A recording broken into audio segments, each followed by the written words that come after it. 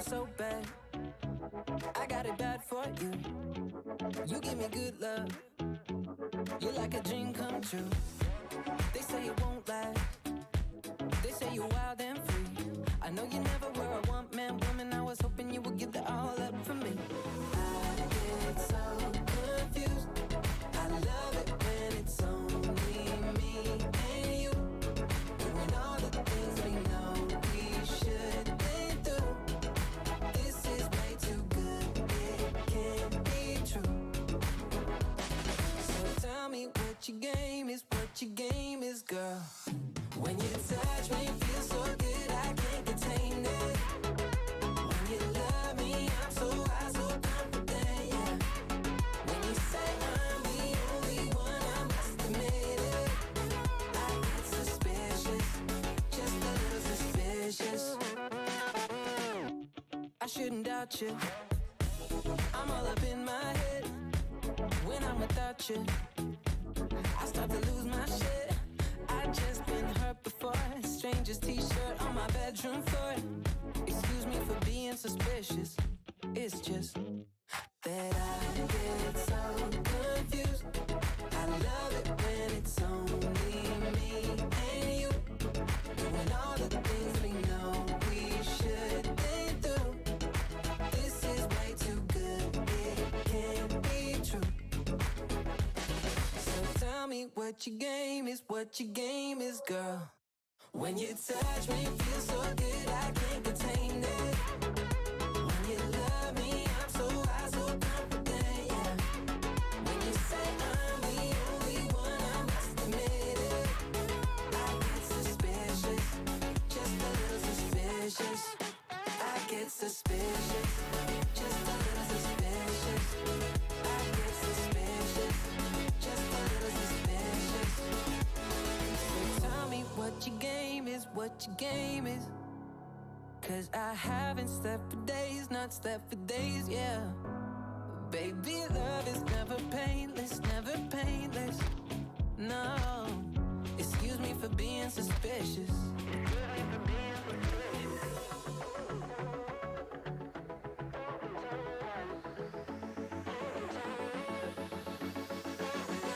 When you touch me, feel so good, I can't contain it.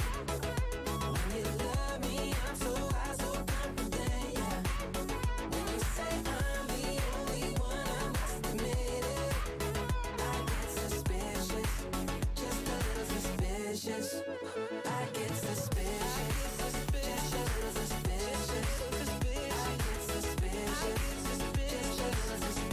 I get suspicious, just a little suspicious. I get suspicious, just a little suspicious.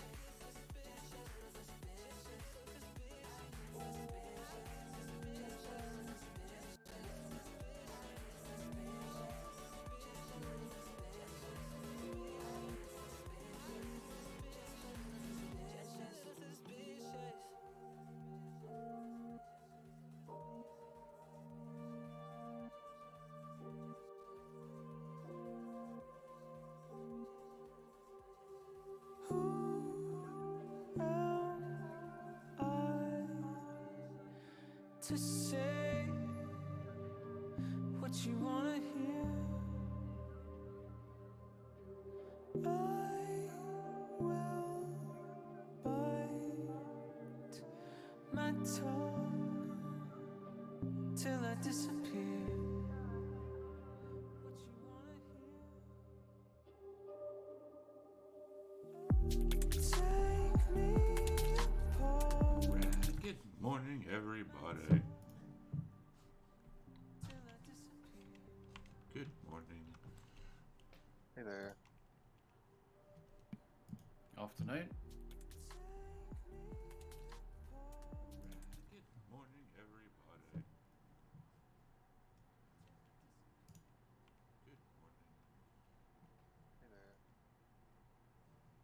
Off tonight? Is that a hanging chat I heard? It is. It's also, Better than a pregnant chat, I guess. Yeah. It's also an echoing chat for some reason.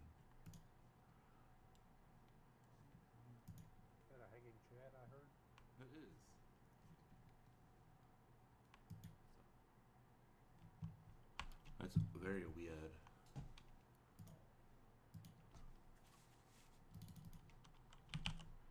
I am fucking echoing for some reason. Not cool, man. I don't know where Rendrick is, so I guess we're just gonna start with just you two, Ren and Fulgrin, and introduce the new players as we go along. Oh, 2 new ones. Cool. Yep. That was quick. I know. It's nice having the pool to draw from. It is. All right, so last we left off, the 4 of you had just, well, 5 of you had just managed to clear out an area called Riverguard Keep from bandits and water cultists. Yes. You guys were trying to get some rest when a final contingent that had been hiding in a boat that you didn't check tried to sail off with the same boat that you had been planning on using to travel downstream. You guys nuked the shit out of the boat. It sank to the bottom of the river and killing most of the passengers, with 1 or 2 making an escape off into the river. Yeah. And Ren is very happy because, Fireball kills things. Yep. And the cleric who can apparently control weather now. Didn't realize that was a low-level spell. Druid. I know. Yeah, Druids. Yeah, it's a pain in the balls. But now you have Yeah. to decide basically where you guys want to go from this point. You've destroyed both of the boats, so unless you can cobble together some sort of watercraft, land seems to be the only option. And you have about 5 civilians that had been forced into Oh, balls. Right. labor at the Riverguard Keep. And they are wanting to return to Wormford, where they were kidnapped from. And that's like a pain in the balls walk from here. If I remember correctly, it was like a 4 or 5 day journey by boat. It is a bit out of the way, yes. But the closer town to you guys would technically be Red Larch. So we go to Red Larch to drop them off and tell them to fuck off. I mean, this is Ren talking, so I don't know. You know how Rendrick and the turtle are. Like, they're not here, and I'm kind of mean. So Yeah, it's... Well, it is only Donato and Rendrick are being uncharacteristically, well, actually very characteristically quiet right now. So you and Fulgrin got to figure out. The lack of a boat severely limited our options. If Red Larch is closer, we won't starve if we go that way. right, I agree. Yeah, Red Larch is about 2 days from you guys, while Wormford is maybe 3.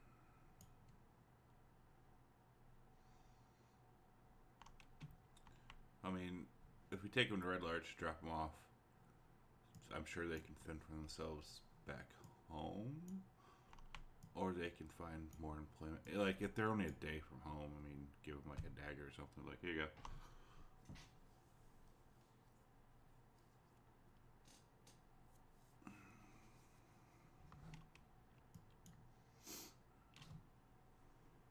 Yeah, basically tell them, listen, we don't have the option of a boat, so Red Larch is closer. That's the way we have to go. And traveling the road from Red Larch to Womford would be safer than trying to make it through the forest. Exactly. The civilians kind of talk amongst themselves and eventually a leader kind of comes out from them and says that they agree with that plan. Some of them have been to Red Larch before. Some of them actually have family there as well. If you could just get them to Red Larch, they believe that they could hop up. Like there's several caravans that run between Red Larch and Wormford that they could attach to and safely make it down Cairn Road. It's just being out here in the middle of nowhere that is too dangerous for them to be alone. Oh, you're not alone. Well, not with you guys, but they would be in serious trouble if you just abandoned them. This is true.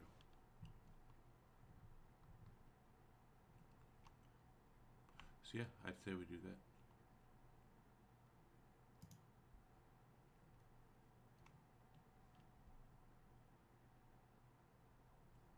All right, so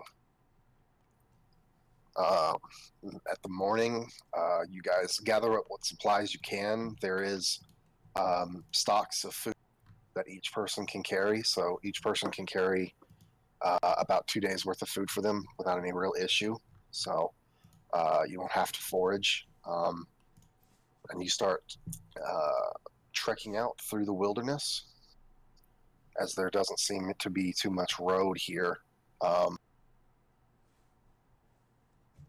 The easiest way is to, you don't really want to cut through the Somber Hills themselves, as they, as I've said before, wind and twist and too easy to get lost. You want to kind of follow along the outside of it.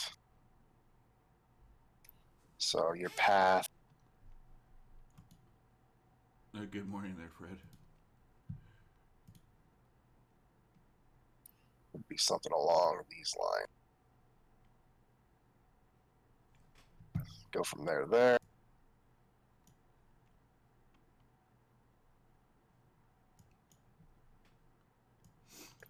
And basically from there to there. Okay. That makes sense. Yep. Otherwise, it's you might get lost, you might get blocked, you might have to turn around.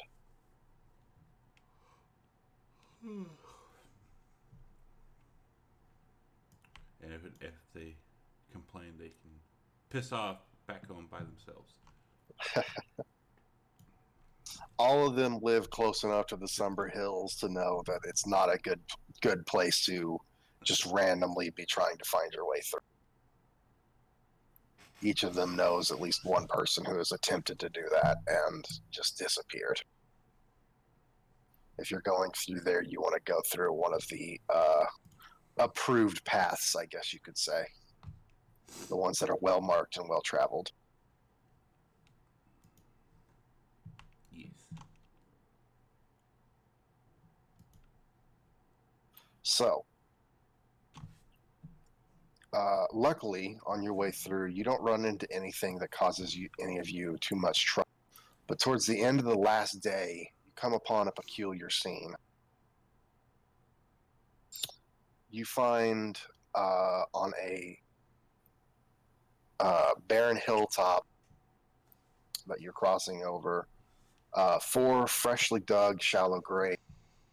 The earth is scraped out for the holes in the pot are piled nearby, although hastily gathered stones that cover the grave.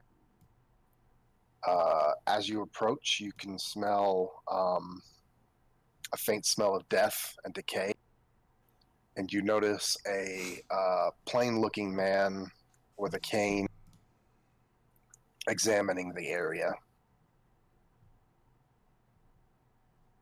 A human.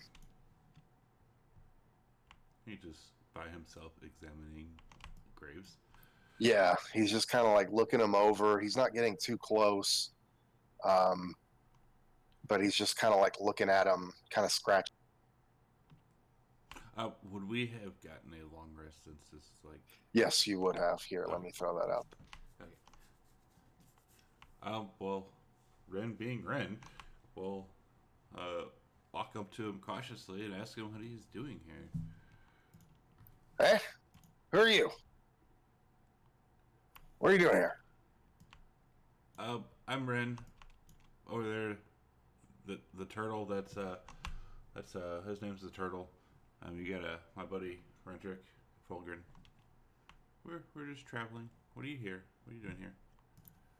Oh, well, a few days ago, I noticed these rocks up on this hill. I was herding my sheeps. Decided to come back and take a look, and geez, did you do this? No, man. We're just travelers. Mm, A couple of days ago, like, see over there, we got a group of people traveling with us. We kind of scooped them up as refugees, and we're bringing them up to Red Larch. he kind of like looks over you, Ren, and kind of towards the rest of the group, kind of squinting his eyes, like, yeah, I guess so. My eyes ain't what they used to be, but you got a lot of people with. Yeah. Where are you coming from? We're coming from a castle. Castle? Yeah. Ain't no castles around here, boy. Nah, well, that's where we're coming from. You strange little gnome. You sure you didn't do this? I'm sure. Are you sure? I'm pretty sure. Did you do this? Where's your sheep? They're down there with the dog. I ain't bringing them up here. Who knows what these things are going to do? And I squint my eyes looking for a sheep. You do hear the distant baying of sheep in the background. Okay. You can't really see them, but you do hear some.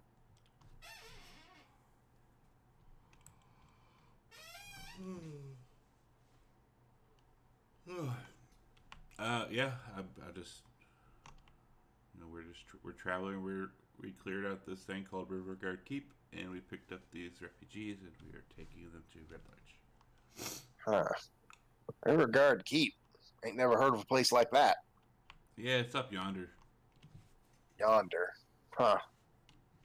I'll point behind me. You cleared it out? What does that mean? There were people guarding and trying to hurt these fine folk, and we rescued them from the said bad people.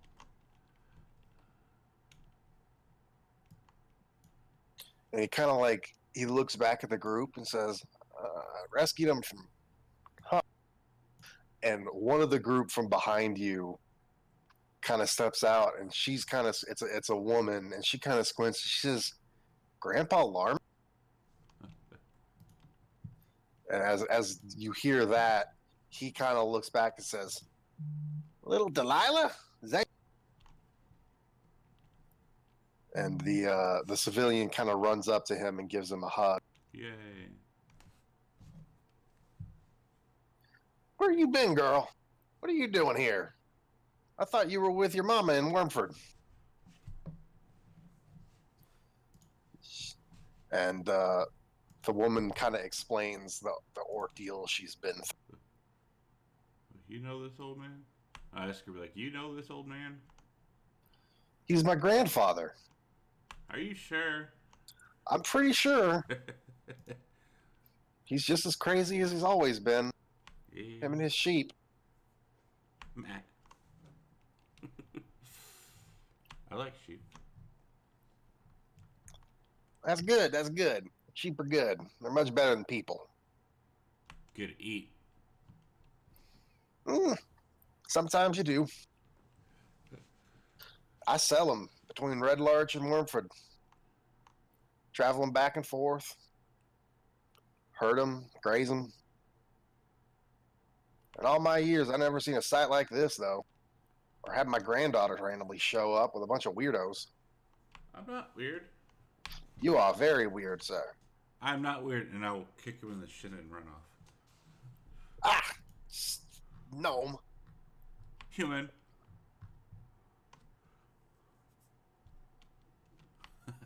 So there's 4 freshly dug graves.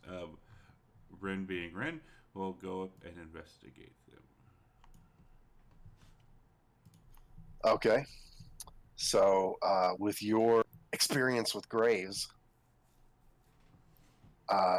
they're not super like I said, they're open graves with basically rocks covering them. If you push aside the stones and rocks, the four occupants occupying each grave is one male dwarf dressed in very fine artisan robes, a human warrior with a black surcoat and a red axe. That you noticed before from the you've seen this symbol from the ambush site that you ran into before you went to Riverguard. You also find a male human with a black coat and a strange stony armor. It's not like armor you've ever seen before. It looks like it might be plate mail, except it's not made out of metal. It's made out of just stone. And you find another male human in a white robe with black feathers on the shoulder. So that symbol, so that ambush site, was that the one with the cave down below, the door, and stuff like that? I'm not sure what you mean. That could be completely wrong. I think this is the yeah, like there this different symbols because we were talking about the signs, the wind and the water and fire elements. No, Fulgrin, you recognize it as the symbol of the Marabar army. So these people must have been, or this symbol must have been or this person that has the symbol must be one of the armed escorts for the entourage that you guys are tracking down. But you're not exactly sure who she is.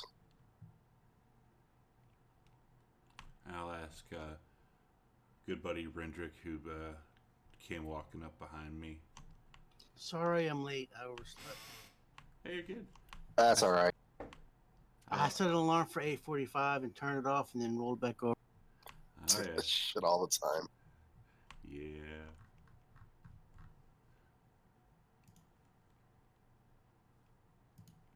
Alrighty. Yeah, just to get you caught up, you guys took the civilians, decided to head them over to Red Larch, which is a little bit closer than Wumford itself. Wumford, that's how you pronounce it. That's along the way, you guys have run into a sheep herder who knows one of the civilians that were with you. But he had also discovered a bunch of strange graves, freshly dug graves, that he says weren't here a month ago when he passed through the area, and now they're suddenly here. Rin was investigating. Yeah, because you know my experience with graves. Yes. Of all of you, he has the most experience with graves. Well, Donato actually might have some experience with graves.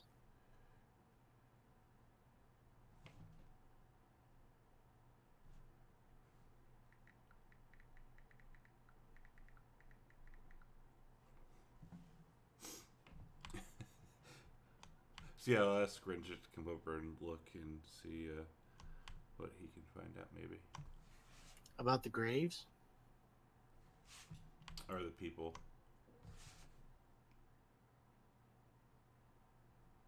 Okay, I guess I'll look at them.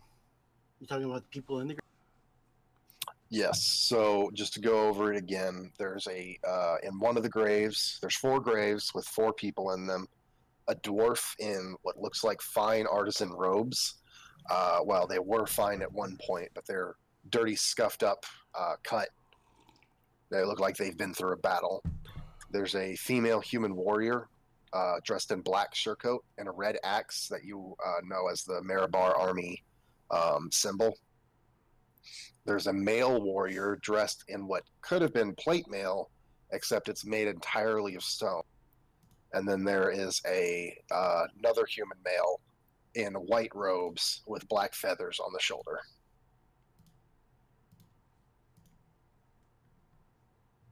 Do we know if this was part of the delegation?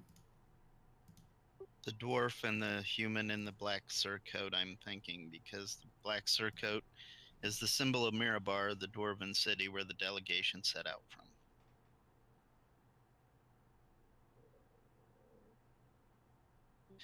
The others two sound like they were from a costume party we know nothing about. A little bit. Squeaky, squeaky. You have less experience with Grace. Yeah, Ren is, total necromancer in training. Were we told we had to return the bodies of anyone we found that was deceased? No, not specifically. They just, when you were hired, they just asked you to find what happened and to find anybody who might be alive. Fuck. I'm tired today. I'm gonna fumble my way through dwarven funeral rites that I have heard before and make sure to cover these graves with stones.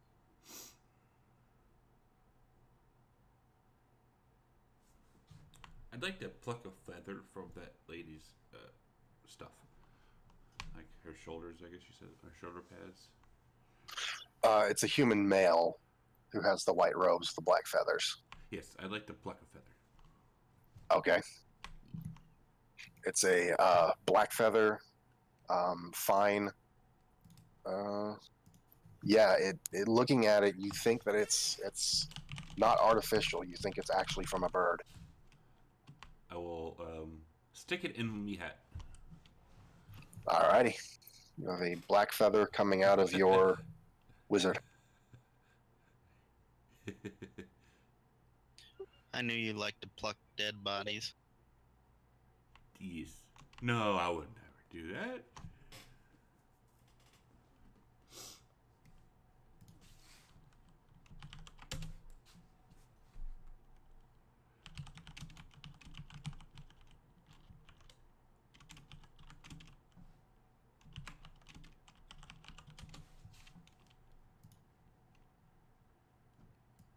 And then I was still man like, all right, well, do you have some food or something we can have?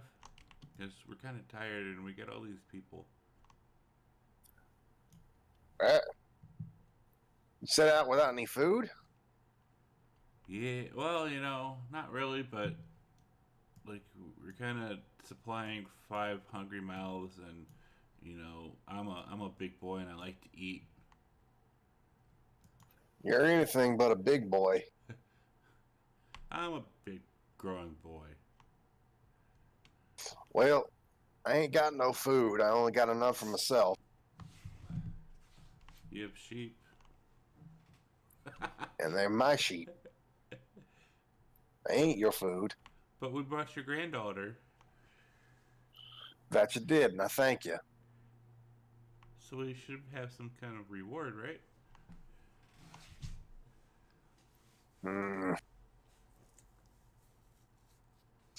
What are you talking about?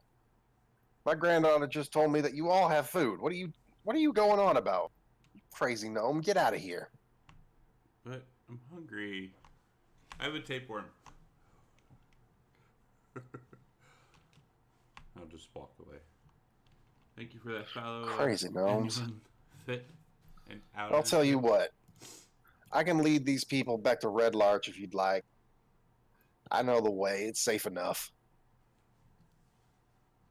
If you guys want to go whatever direction you crazy adventures are always going on, starts just mumbling to himself.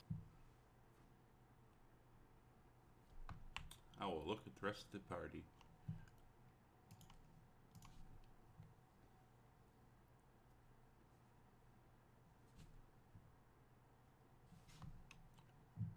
What do you guys think? Okay, so this frees us up to continue on December Hall. It was something Hall. Summit Hall. Summit Hall. We were heading to Red Larch instead of to Womford. Yeah, because it was slightly closer.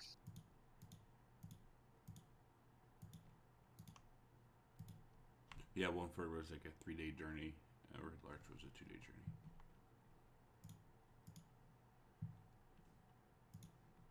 And Ren got left in charge of things, so he's lazy.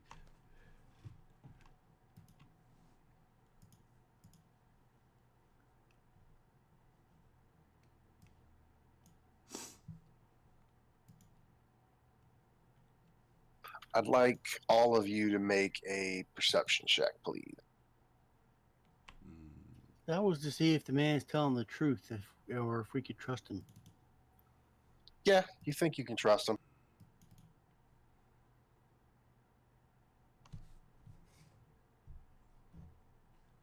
Fuck. All right. Fulgrin and Rendrick, each of you see in the distance a tower spiraling out of, it's north of you from the Sumber. And you can kind of see what looks like very large birds circling the tower. Even from this distance, you can see them.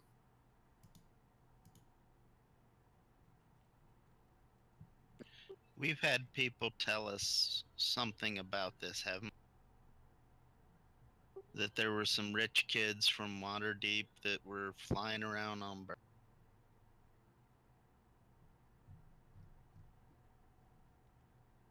That you have. Interesting.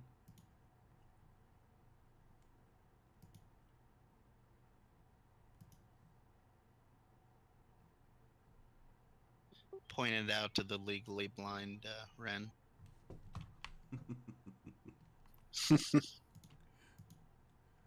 I'm small, boy. Sorry. Can't see everything. Larman kind of notices you guys looking at the Yeah, tower. the grass is in his way. Yeah, exactly. Thank you for that valid shield, Sia. He notices you pointing to the tower and says, you know something about that place?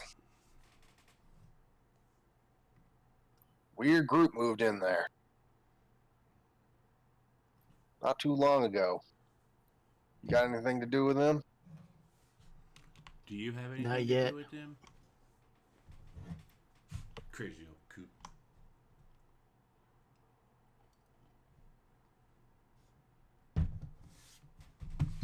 Some sort of knights or something from Waterdeep. They mostly keep to themselves, but they scare the shit out of my sheep. They're giant vultures and other random flying things. We mean random flying things. I don't know. I don't know avians. I don't know birds. I know sheep. I know a vulture when I see one. And they're giant.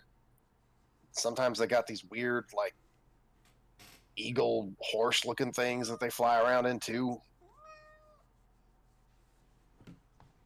Eagle horse looking things. What do you think they are, Mr. Smart Boy? Well, considering I haven't seen them yet, I don't know, Boomer. Well, then shut your mouth.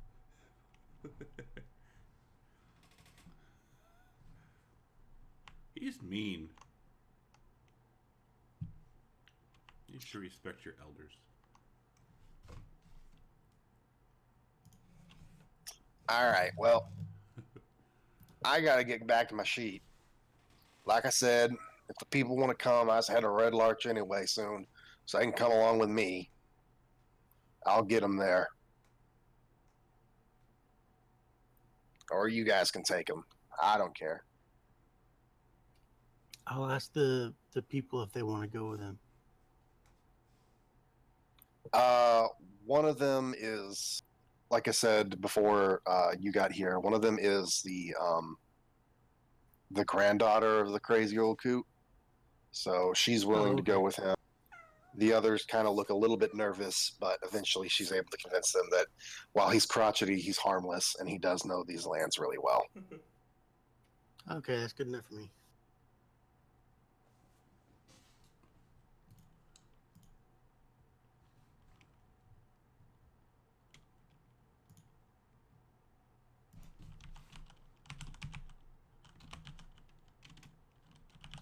All right. So now you guys are kind of halfway between Red Larch and the Destrin Road.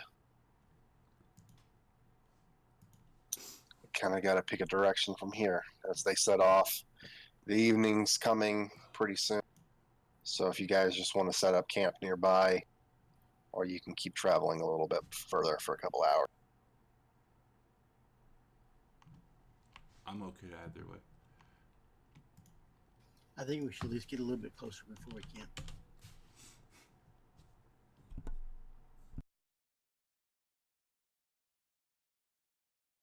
Is there a certain position we're at on the map?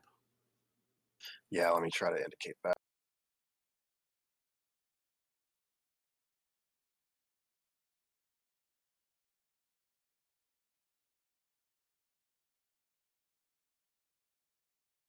You're kind of in the hex that circle is in the center of, or the center of that circle is in. I can't seem to make it smaller.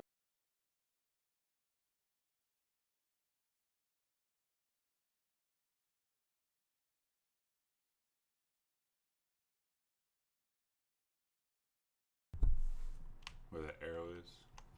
Yeah, I'm just messing around with the pointers right now, trying to learn.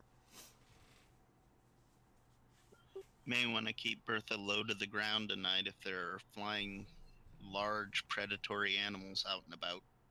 Oh yeah, Bertha's chilling up in my head.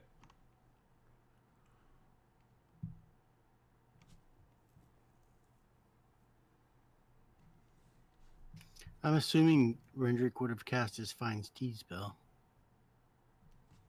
Is what? Find Oh. Steed? Find Steed. Yeah. So you have your steed back with you. Yeah, more friends.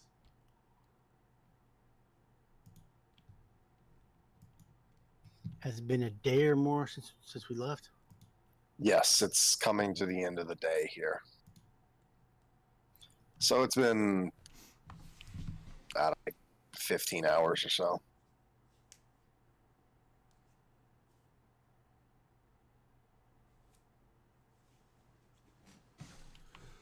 I'm tired. Bertha emulates me.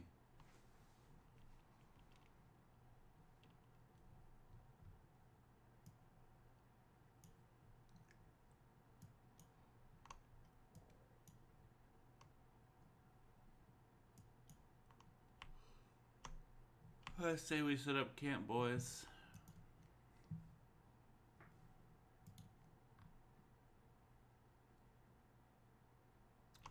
Hello. Before we head into the hills? Okay, I guess that's a good idea. Well, I think, yeah, we should. Yeah. We're going there. It's right. Yeah, we should definitely sleep. Get some rest before we can get, especially if it's at night and there's bandits and crap. Yeah.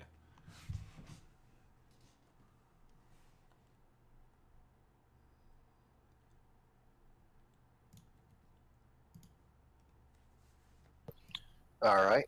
So you guys set up camp. The evening comes to a close. You guys take your watch order as usual. But it ends up being a pretty uneventful night, thankfully. The baying of sheep eventually goes away as they move towards Red Larch and they get out of your hearing distance. And you take a long rest.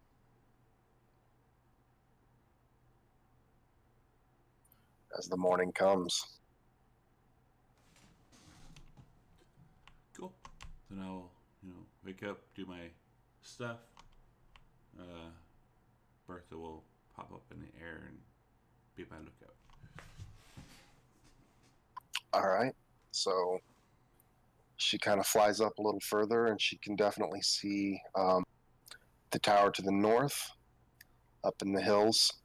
Kind of not, it's still technically within the Somber Hills, but not too deep within. closer to the outskirts for sure. One of the taller plateaus it's hosted on. And that's, I'm assuming, Summit Hall. Yeah, so let me give you. No, that's not Summit Hall. Okay, I was to say, like, I'm not sure how big each square is or each hex is. It's, I don't know how else to better show this, but it's on the tower that you guys are seeing are on this is on the south of that circle. Well, I'll tell the party that there's another tower if we want to go explore, but that isn't where we're supposed to be going.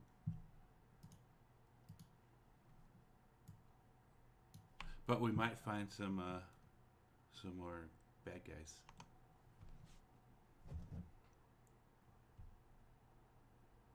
Yeah, if you can see that shitty drawing I made, that's where one of the towers is.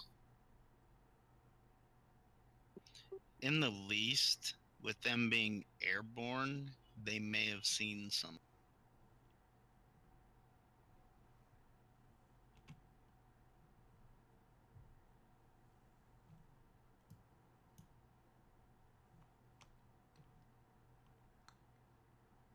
So I'm all for going to talk to these guys. Okay. What do you think, Turtle?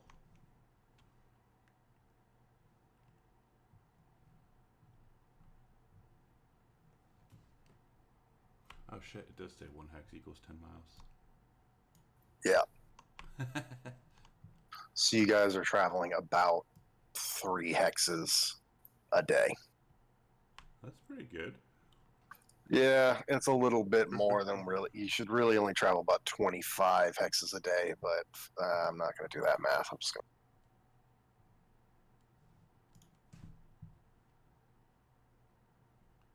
Oh yeah, so let's what about Rendrick? What do you think?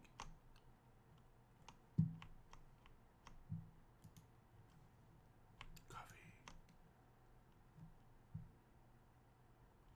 Guess we're searching out the tower. All right. So you guys make your way into the Somber Hills. The Sounds good to me. greenery of the surrounding kind of gives way to the windswept and brownish landscape of the Desert Valley, or the Somber Hills, I mean. You're in the Desert Valley with the Somber Hills inside of it.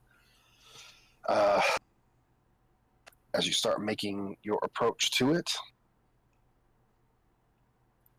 give me a survival check, anyone who's here.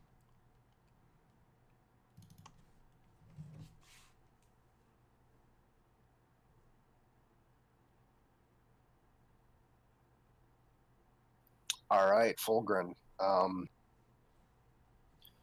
As you get in and start approaching towards the large spire, you do notice that a path picks up, and you begin to follow it, and it starts leading towards the tower before turning slightly away from it and start kind of Who really going has up a a calm path voice? that will lead you up along the cliffside of the plateau. It looks like part of it's natural, part of it has been kind of dug out to allow more safe passage up this ramp and around onto the You know, plateau. you're not the first So you can person get to up say to that. one. Basically get up to the spire. And along that path, you find 2 individuals, one dressed in a black cloak and a hood, and another one in a gray shirt and some pants with long white hair. And they seem to be kind of leaning over a map the one in white hair is holding and kind of discussing where to go.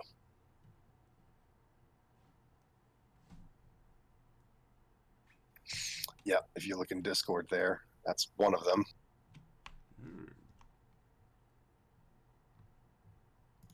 Did you see my message? I do see that, yes. Making me all self-conscious now. Aw. So, a dude in black with an owl. Yep.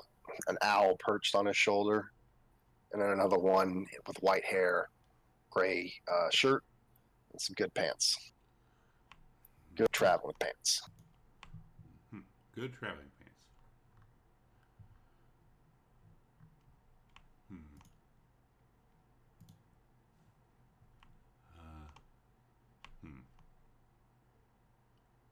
Have they seen us? These are new party members. Yeah. What happened to Donato? Donato's gone for another week or two, I believe, and unfortunately, Arawak just couldn't keep making the time. He thought he'd be able to, but something came up.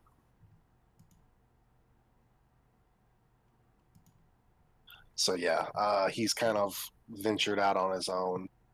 He thanked you, blah blah blah, and he left.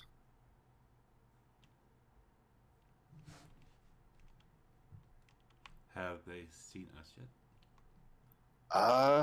They have not actually. They're standing for a little bit further up the path, kind of talking quietly amongst themselves.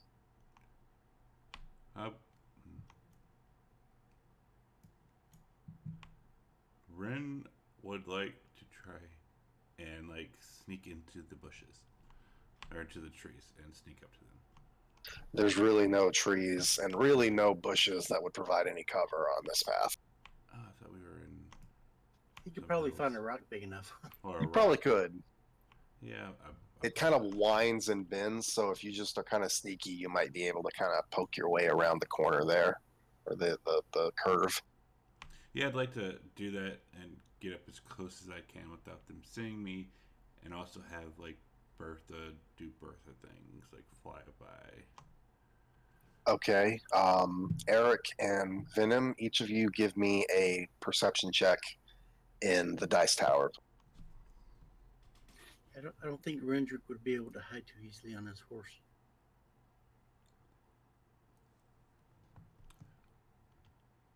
Okay. And, So Ren, the owl, whom I have to name still, might also get. there's no need. As Ren starts approaching, immediately Venom's eyes turn and look back at him. They notice you. Does Ren he will look hostile or anything? I don't know. And Ren, what are you doing? So Ren is a 2'1" boy. He's has a black is like dressed all in black, and you can't even see his eyes. And he's just kind of like picture a cartoon like a what is it, like the coyote or whatever trying to sneak up on the roadrunner. So it's kind of like not obvious but super obvious. And the whole time he's chuckling, saying, "Super genius." Eric, it looks like we have company. It certainly does. Who goes there?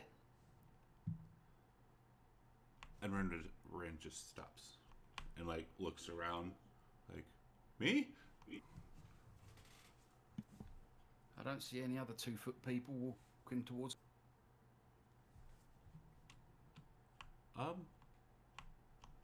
I'm Ren. Hello. Do they see the rest of us?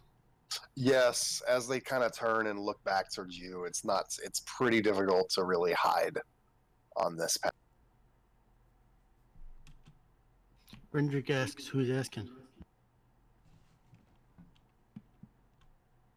And who are your friends? Come out of the shadows.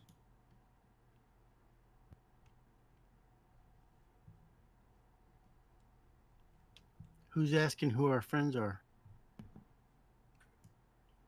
Well, my name's Venom. And mine's Eric.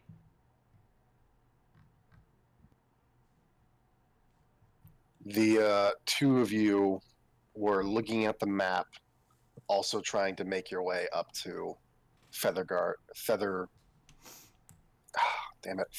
Spire. Venom, you believe that the person that you're trying to track down might be in some way related or there or something. And Eric, your map distinctly marks this place. and you want to know why.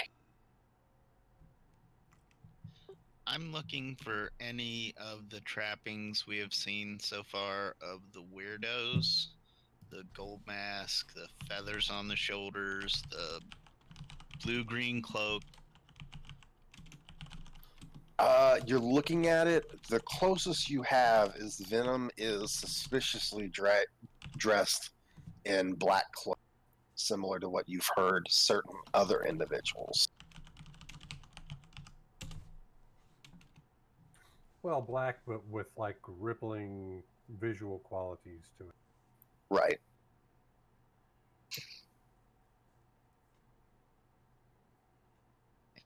You wouldn't happen to have a mask in your pocket, would you? Me? No, I don't wear a mask. I'm from Waterdeep. I do investigations for the City Watch there. There have been some unsavory individuals lurking around these hills, dressed all in black that wear masks, is why. Ah.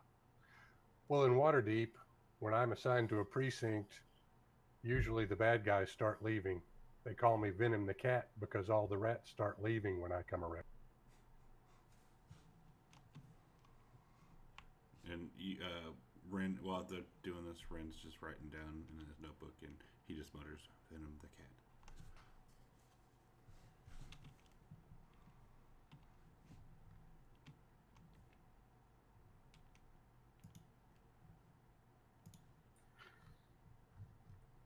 Of course, we're not brandishing. I'm, or at least speaking for myself, not brandishing any weapons or anything. Don't want to press. I just have a mace hanging from my belt. It's not in my hand or anything.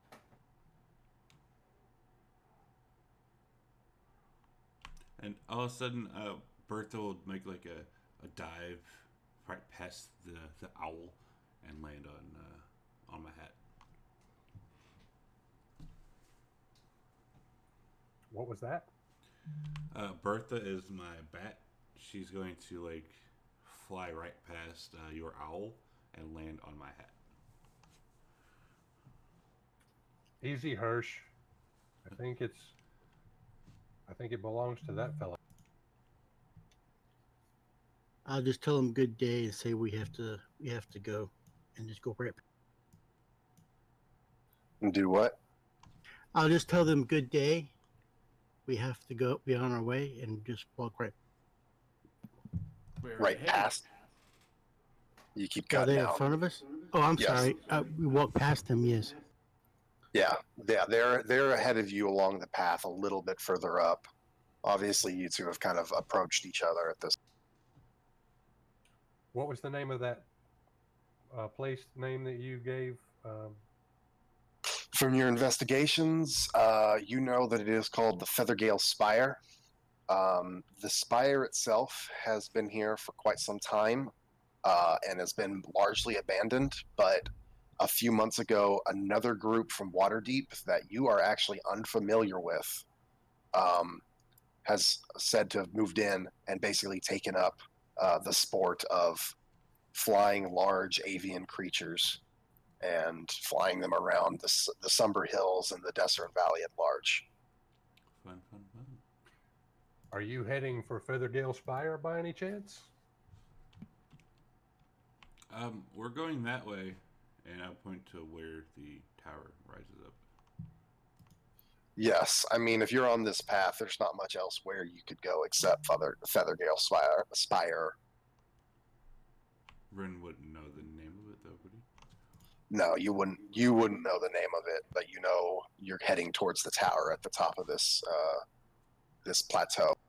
Yeah, I'll just be like, we're going to this tower. Would you care to travel together? I don't care. And I'll point to Donato. Like, watch out for that one, though. He's kind of weird.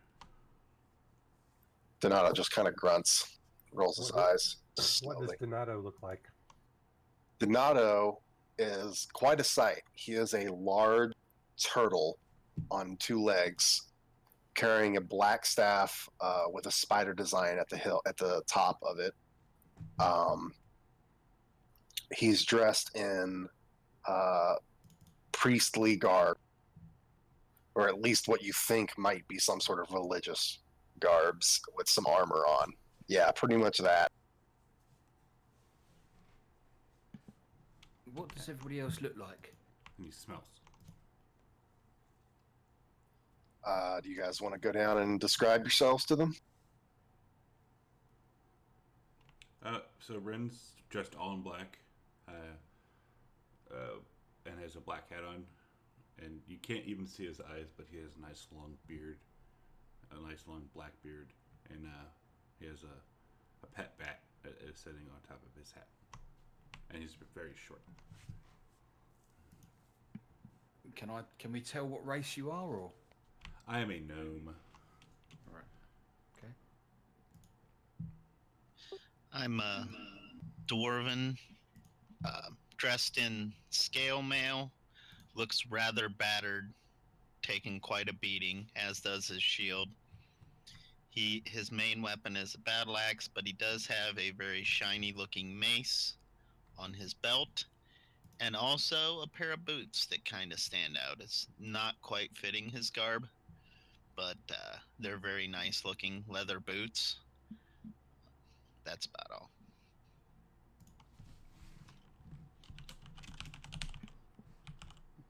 What about Rendrick is Rendrick? a armor-clad humanoid riding a horse. All right. I did have an image, Well, but I can't find it. Eric, what do you say we tag along with them? It makes sense. Safety in numbers. That's what I was thinking too. Lead on. All right, we'll tag along with them.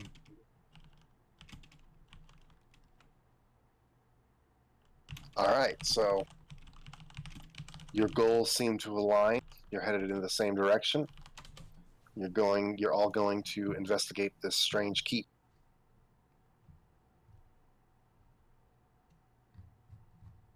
Oh, who just dropped off? It's like it was Fulgrim.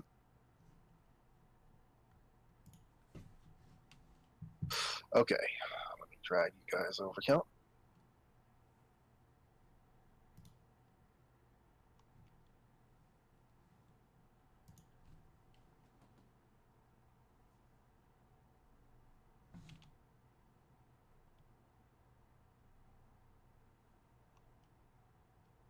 He's back. Yay. He lives.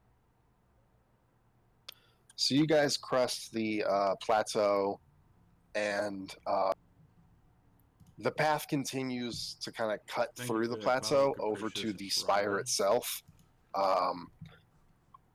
The spire is on the Thank you. west or the east side of the plateau, while the path leads up and is kind of on the west side.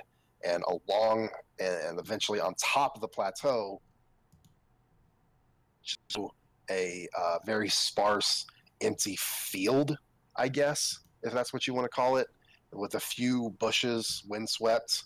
Not a lot of vegetation grows on the top. As you kind of look around and kind of notice your surroundings, the wind up here blows a little heavier than down in the hills themselves, as there's not as much plateaus and hills and stuff to block the wind. And the sky up here, it's a clear blue day with very few clouds in the sky.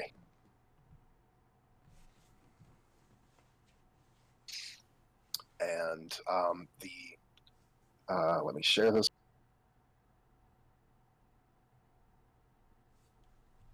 The tower itself kind of sits off. There's a smaller plateau that rises up a little bit lower than the one that you are on. So the only way to get to the spire itself is actually to cross this drawbridge that does seem to be down at the moment.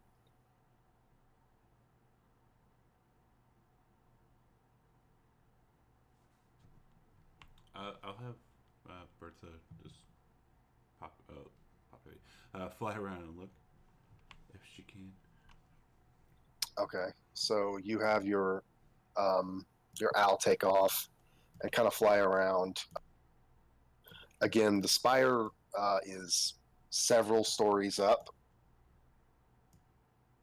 It is maybe 4 story, well, maybe 5 stories up, as it is the spire itself is sat on a plateau a little bit lower than the plateau that you're on, like I said before. So it is about 5 stories in total, including the very. Although she does not fly that high up, you all notice that there are basically 2 large vulture creatures with riders flying around the tower as well. They haven't,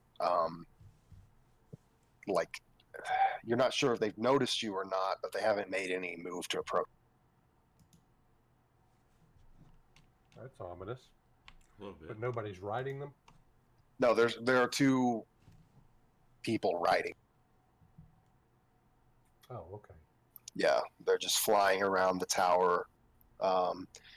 If you watch them long enough, you do notice that they seem to be patrolling in a formation.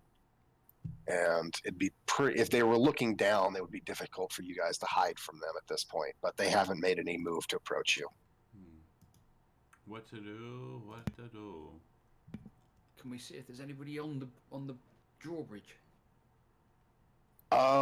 You don't see anyone on the drawbridge itself. The drawbridge is about 20 feet wide.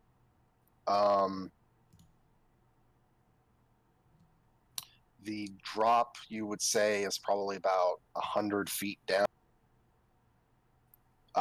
Near where the drawbridge kind of ends and your path ends and they connect, there is a large brass bell that hangs on a wooden post.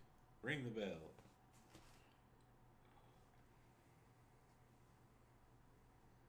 Seems like they're equipped for visitors.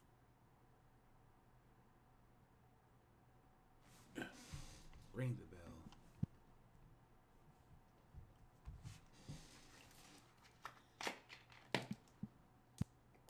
If I approach like that, does it make any difference to the flight pattern of the creatures circling above? No, your eyes are on the horizon, kind of watching them, and as your party is approaching, they don't seem to do anything. Okay. Well, move up a little more then. I'll let the new boys go first. So gallant. Chivalrous being. I'm going to cast Thaumaturgy to make sounds of chickens. Oh, snap. Okay. It doesn't seem to affect the ones flying above you. I would cast Mage Hand and have it flip them off, but my Mage Hand is invisible, so it really wouldn't make any difference. I'm gonna ask the new guys what brought them this way. I'll show him the rolled up map I've got. Okay. And sorry, go ahead. Just to describe the map is old. You can tell that. It is sparsely detailed, but of the details on it, you can make a pretty good assumption that it is of the Somber Hills. It shows a few paths through it, but the most noticeable thing is that in 4 places around the Somber Hills, it has marked with the dwarven symbols of air, water, earth, and fire. The same symbols you guys have noticed before. Is one of those symbols on this spire? Yes. Is it the air one? That's my guess. Yep. It is the dwarven symbol for air in this general area. And speaking for myself, the powers that be in Waterdeep asked me to come and search for a noble lady from who is a Waterdehavian noble who has gone missing. Mm-hmm.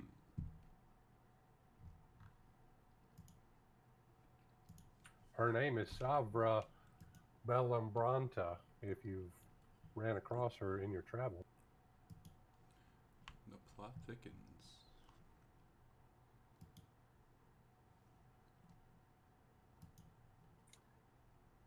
Okay, so am I getting close to the bell? Yeah, the bell is actually. Sorry, I didn't explain this. It's actually at the foot of the drawbridge on the side of there, so kind of close to where Fulgrin is. So more like that. Yeah. Okay. Ready, guys? Do it. Go for it. Clang, clang, clang, clang, clang, clang. Yep. As the bell rings out, nothing happens for a couple of minutes or a couple of seconds. About 30 seconds goes by, and then a small porthole next to the gates itself. There's gates on the spire that are closed shut, but a small porthole opens up, and you can see a woman's face with a bun tied back, her hair tied in a bun. Venom, give me a perception check.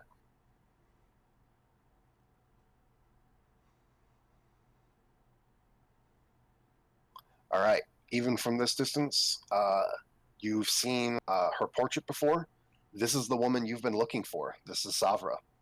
Aha. Well, I'll Great success. pull the hood back so I'm not all cowled up and everything, and move over towards the door with a smile. All right. She smiles back courteously, and she says, "Hello, visitors. What business do you have at Feathergale Keep?" Well, Feathergale Spire. Right. I think we have several different reasons to be here, but mine, I believe, might be you. Me? What would you have with little old me? Are you from Waterdeep? That I am, as most of us here are. Are you from the Bellambranta family? You know my family. And then she takes for a second and she says, "Oh, you're here to try to drag me back, aren't you?" Uh-oh. That's going to be a Well, fight. in particular, my task is to see if I can get you to come back to Waterdeep. Yes. I thought I made it clear I did not want to return to Waterdeep. I don't care about continuing the family. What do you care about? I wanted to become a knight. I wanted to become someone strong enough to defend Waterdeep from threats. The Feathergale Knights here helped me. They've trained me. They've made me stronger. What do they do here? They train new recruits in the ways of a knight and the ways of avian flying. We use the wind and the creature. That's fascinating. What are those beasts called? Well, we have a few vultures, giant vultures that we've trained, and a few hippogriffs. Hippogriffs would be the horse ones, right? Yes. Well, if it would be okay, we obviously have no ill intention here. Would it be okay if we came inside to speak instead of doing it through the door? Oh, yes, of course. Where are my manners? Here, give me just a moment. Certainly. And she closes the porthole again, and a few moments go by, and the gate eventually lifts up, and you are free to open into Feathergale's.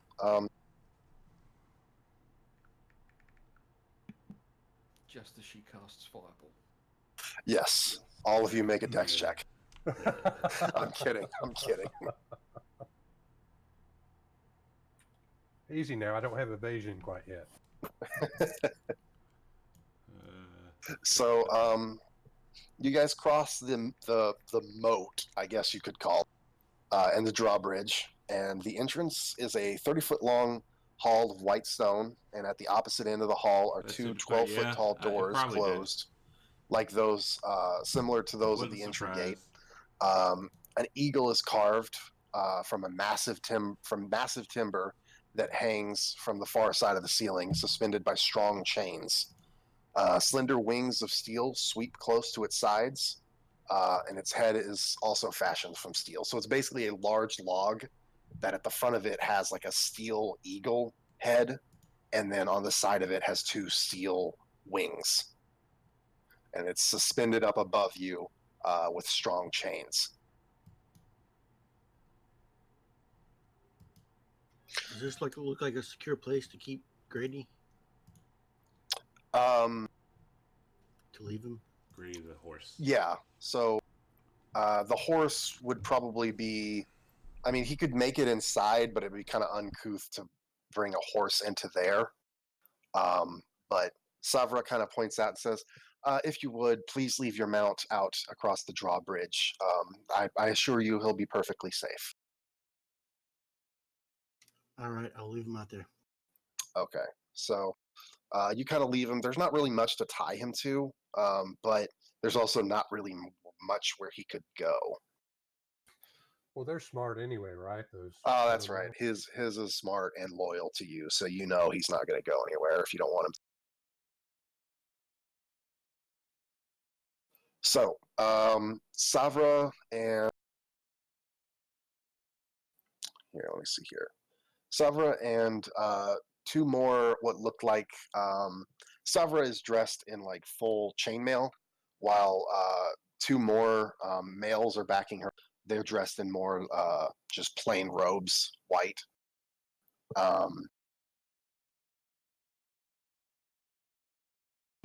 And we're in a corridor, are we? Yes, it's a 30-foot long corridor, about 20 feet across. It's fairly plain, except for the large log with the eagle above you. There are a few chairs for sitting in for people kind of attending the entrance. Well, I'll Let's- greet the other two fellows and introduce myself to them as well. They nod at you. They're a little bit less, A little less. let's nice. say, open than Savra is, but they're polite. Probably mean.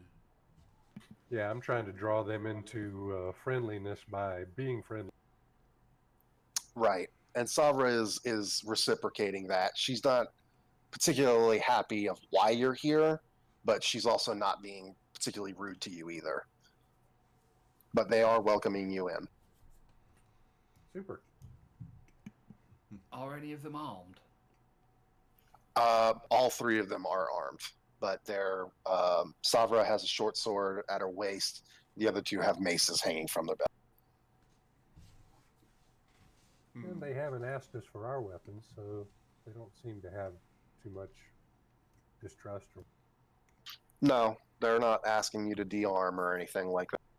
As long as you stay friendly, they're happy to let you keep them. Well, I'm rather parched. Would you mind if I had a glass of water?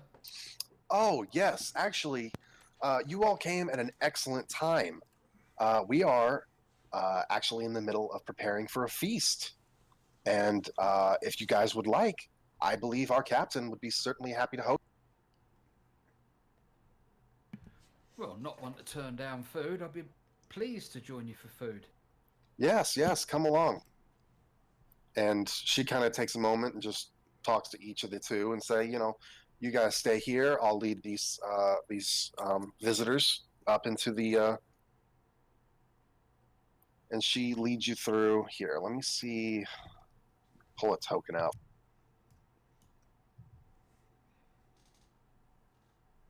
So many tokens, so little time. I know that feeling.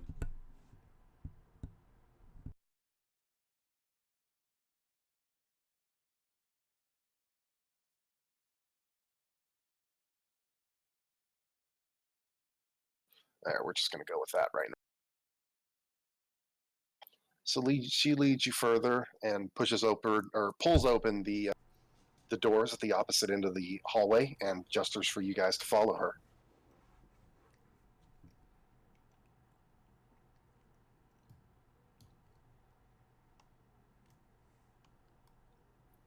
So if you guys do, she leads you into the center of the tower, which is basically a central staircase that winds up and down the tower. This is quite clearly the method of traveling up and down. I don't trust him.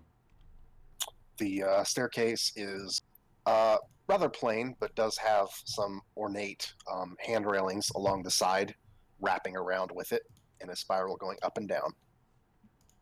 Is it wrapped with anything special, like gold or silver or anything like that? It's just some sort of metal. It's probably like a copper or a bronze.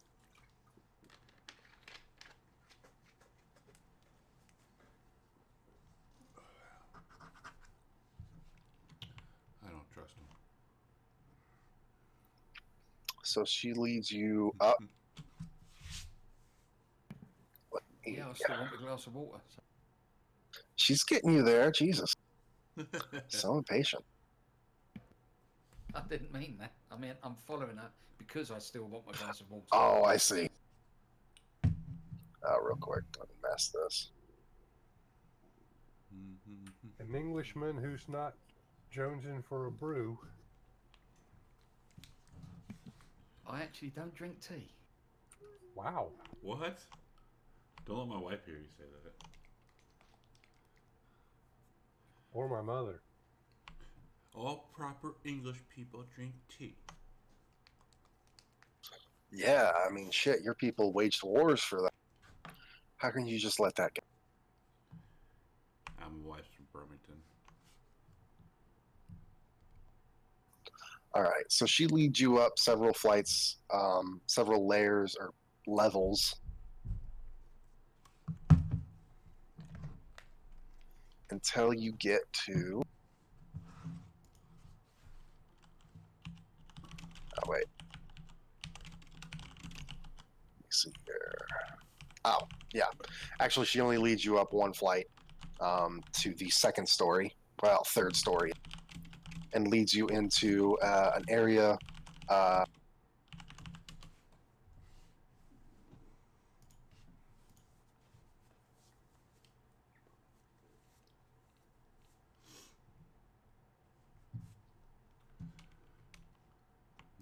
Let's see here.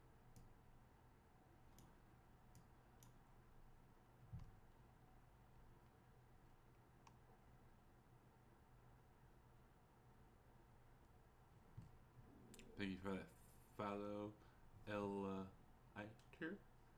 Yeah, I think I said that right.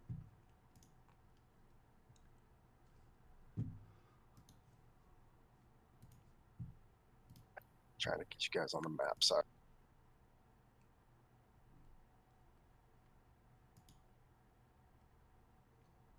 Oh, do I have that token? No, I don't. Damn. Where the hell did she go?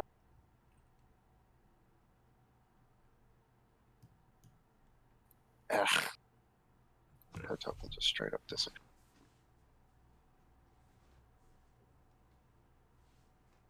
All right, so she leads you up the flight of stairs into an area that looks like it's some sort of feast. The hall spans about half of the tower.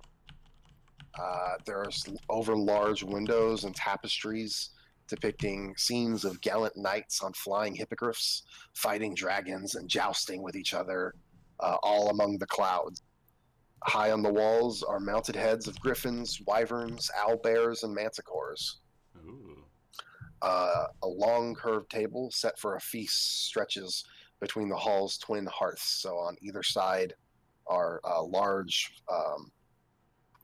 roaring fireplaces.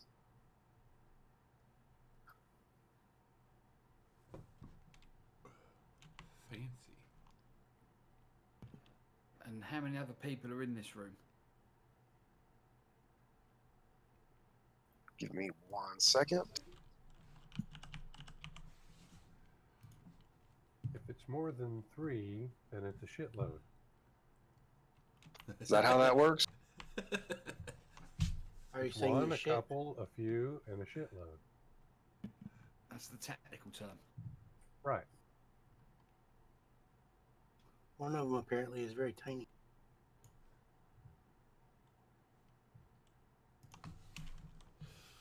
After a while, if you go by weight, it just becomes a shit ton.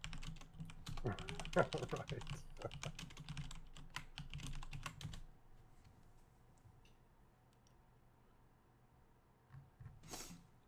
La la la. Give me a second, guys. Because I didn't know where you guys were going. I didn't have time to really prepare exactly. So sorry about Unacceptable. It will be all right. I'm AFK for just a second. My little boy just got up, and I'm going to start him something to eat. I'll be right back. That's fine. Actually, I was going to say we should take a 5-minute break here, actually, as I kind of need to run to the restroom and get this kind of, if that's okay with everyone. Yeah, it's fine. Absolutely. Get some tea. I'm going to get a drink.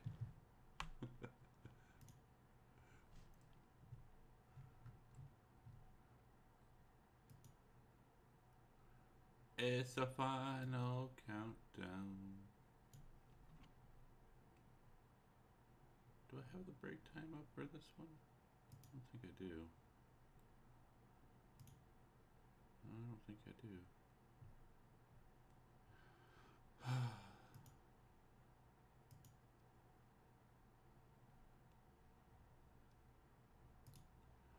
For this one, I do have it for this one.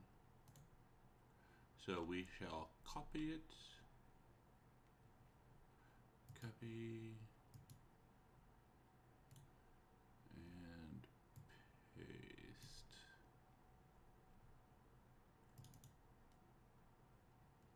And go. Come on. Come on, you piece of shit. Oh, Streamlabs is pissing me off lately.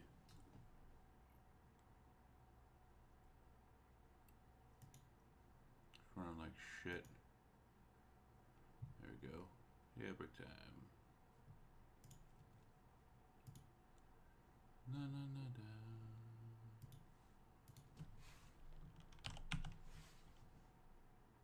So how's everybody today? It's a lovely, lovely day.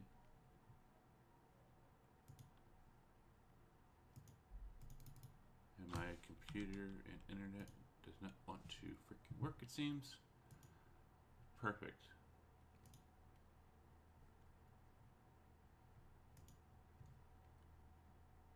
I swear the goal is like to piss me off.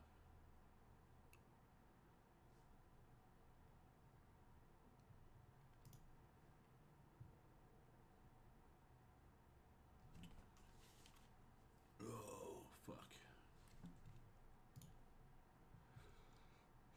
But yeah, we got break time. We get coffee. And, because coffee is life.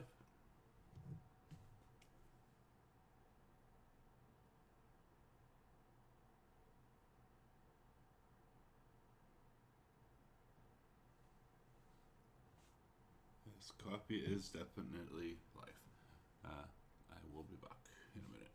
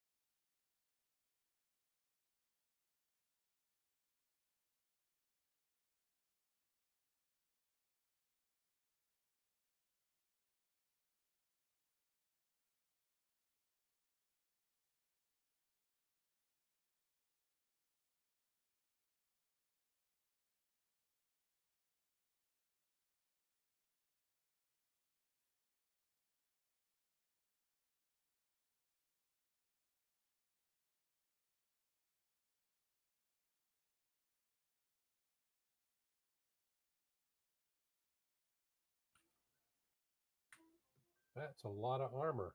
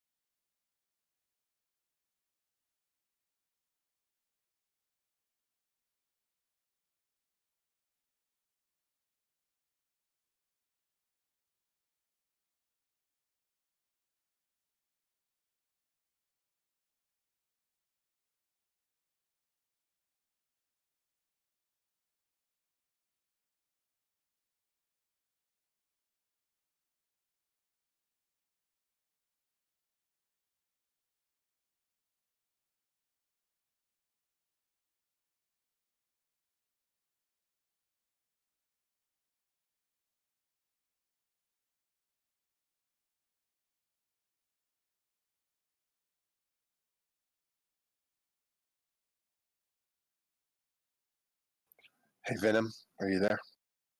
Yep. So I've got the Owls token brought into the game. For now, if you need to use them, just let me know and I'll drop his token on the map. Oh, you're not going to use an NPC for it?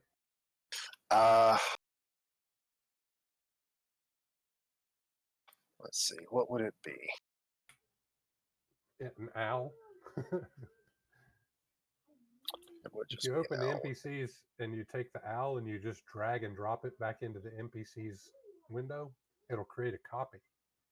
And then you can edit that copy and put the token on it and change the type from beast to fey. And then all you got to do is drag and drop it onto my portrait. All right. Let's see here. I use Fantasy Grounds a lot. Gotcha. I'm a bit of a noob, so sorry. That's okay. Yeah, I do conversions like a Greek Chad. Yeah, the benefit of playing with converters. Won't let me. Yeah, you probably have to unlock the token or the. Oh, I was on the wrong. It wasn't letting me unlock it, but I was on the Yeah. So what was the name of the app? Hersch, Hersch. Spell that one more time. Hersch. Hirsch. It's a Okay. Jewish owl. That's I don't know. That just popped into my head, and I thought, that's a pretty good name for an owl. all right. It's a Fey. Anything else different about it? Nope, just the token. All right.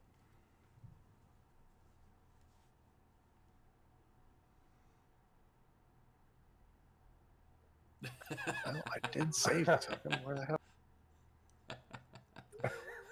No, just the name Hirsch. I thought it sounded Jewish. Locked up. Jeez. We are back. And actually, Martok, my granddad's from Lincolnshire. My mom's, the rest of the family's from the south, but my granddad's from up on the coast. Well, he was. All right. Now, what do I need to do to it to give it to you, basically? Just drag it and drop it onto my portrait up in the portrait area. That should open the MVC stat block for me. Did that do anything? It did. All right, great. Fantastic. Thank you very much. Yep. I'll be right back.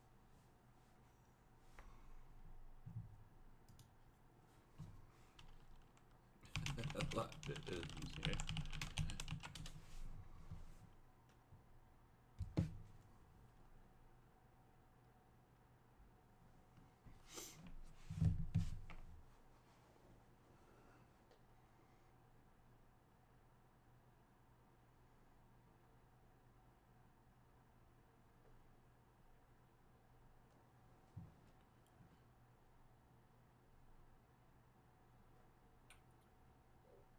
And I guess, let's see.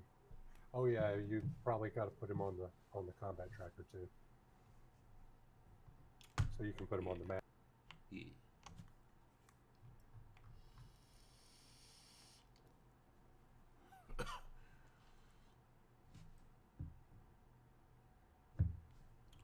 Coffee is definitely life, yes.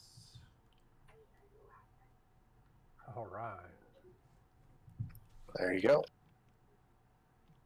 There's Hirsch.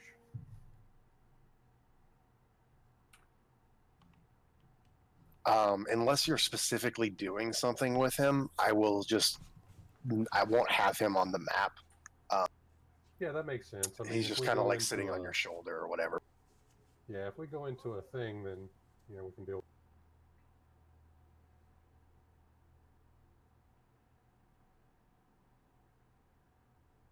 Okay, it looks like everyone is back.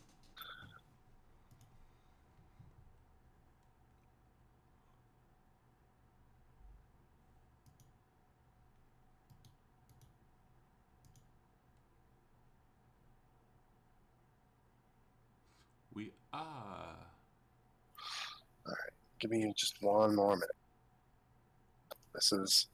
It describes a lot of things and then doesn't like actually do those things for me, so I have to manually.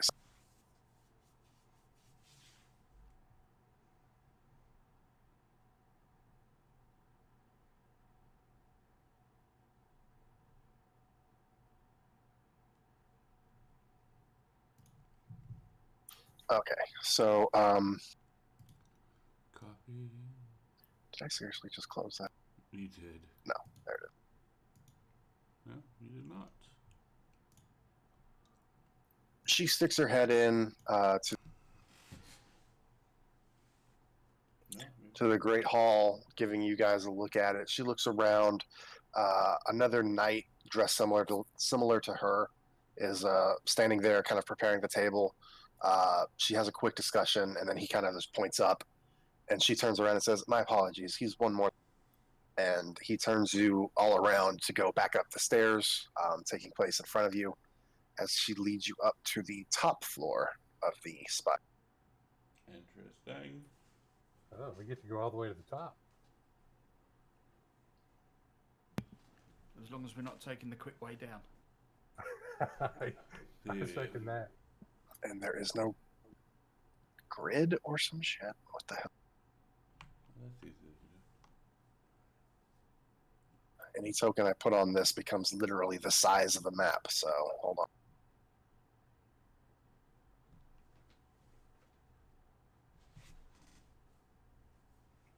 That's easy enough to do. That definitely sounds like no grid. There is a grid.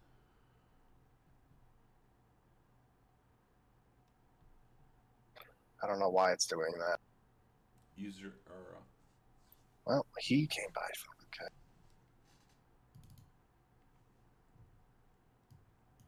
It's because I'm small. Why didn't they put all these on one map like so many other maps I've seen? I don't know. I really don't know why they didn't just make. They're not that big, so I don't know why they didn't just make one map with 4 layers. It's really dumb. Oops. There we go. I'll share that with you. All right, so she leads you up the winding staircase one more. That's weird. And on top of the staircase, the stairs terminate at a round stone gazebo that continues upwards in a needle-like minaret, whatever that word is. Beyond this enclosure, a small lawn grows upon the top of the tower. 4 paths paved with white stone point the directions of the compass, each path ending at a pointed direction. At the pinnacle's edge is a spyglass on a tripod pointed downwards. From this vantage point, the Feathergale Knights possess a supreme view of all that transpires in the nearby canyon and the somber hills beyond. There are the 2 knights that you saw before have landed on the lawn and have dismounted from their giant vultures and just seem to be kind of like tending to the mounts at this point. One of them kind of looks over to you but doesn't really make any motion towards you. Just goes back to his bird. Savra kind of waves at one of them and then continues on. At the north end of the spire, you see a man dressed in more ornate clothing with a long cloak behind him, a long white cloak, standing next to the spyglass and just kind of like standing out surveying the somber hills. And that is who she goes and approaches and has a quick chat with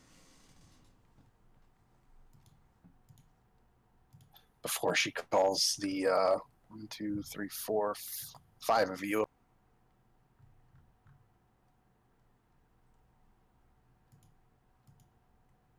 You said she calls us over?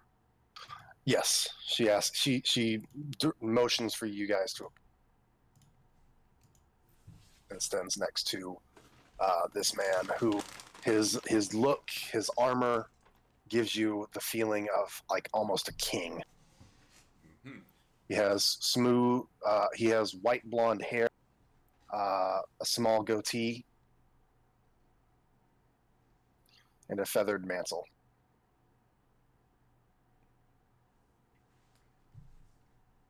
Similar to the one we found in the grave? Maybe. It seems reminiscent of that, yes. Grave. Where's The this body guy? we looked over. Are you saying this out loud? No. Okay.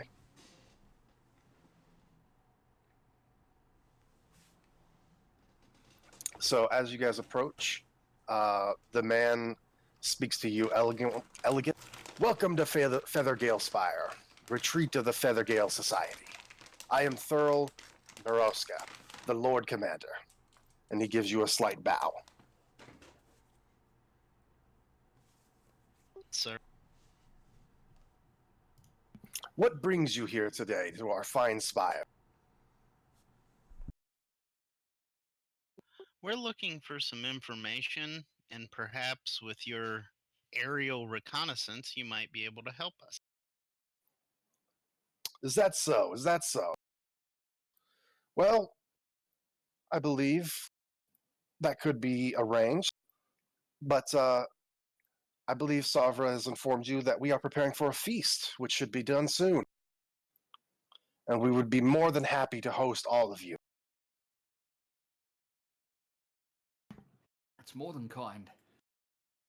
Yes, I'd like. Not want to turn down free food. Of course, of course. You'd be a fool to. So yes, I was just looking over our beautiful Summit Hills, or not Summit Hill, Sumber Hills. Goddamn, getting all these names confused. It's the same thing I did. Yeah, I don't know why they had to name them so close together. Please, before we speak more, let's head down to the hall and enjoy ourselves a feast. We can talk more there. And he kind of sweeps his cloak and begins walking past you down into the stairs. So looking at these vultures, do their feathers kind of look like the feather that is in my hat? In a way, yes, they are black, but they are much, much larger. Their feathers would be much larger than the one that you have. Okay, thank you.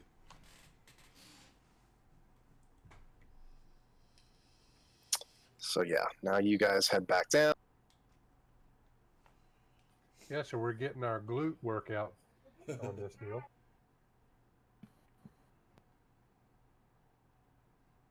Oh, great. And now when I drag you back, all of your tokens are tiny.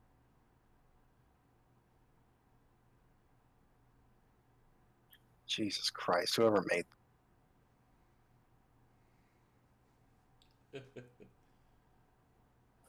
Are you using the helmet symbol on the combat tracker? what's that now? At the bottom of the combat tracker, there's a green helmet and a red helmet and one other color. If you Yellow, drag yeah. the green helmet onto the map, all of the PCs and any friendlies will be dragged onto the. Really? I did not know that. Yeah. You can also do it through the map, too. See, they don't teach you that.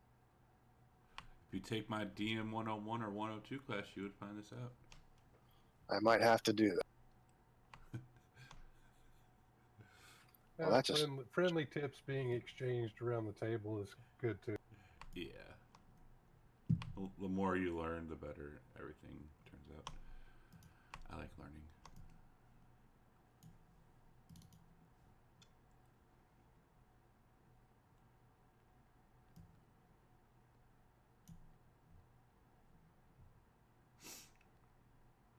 I thank you for that follow, Modern, however. Donato. yeah, you're missing your argument, buddy. I am. Because he's always trying to be mean to me. It's not my fault, I'm small. Being around these people that carry themselves like nobles causes Venom's instinctual behavioral routines to kick in, so that he automatically responds like he would in Waterdeep in the same situation. And how would that be? Deference to, people of authority and Well, looking around, Thurl, as you noticed, is quite clearly the one in charge, though he is boisterous and kind to those underneath him. He jokes and he laughs. The others are deferential to him, but they also seem to share a camaraderie of those who have fought together. And they carry themselves, I assume, like actual fighting people and not just, what do you call them, dilettantes? Yes.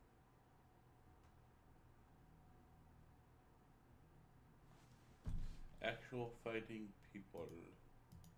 Okay, so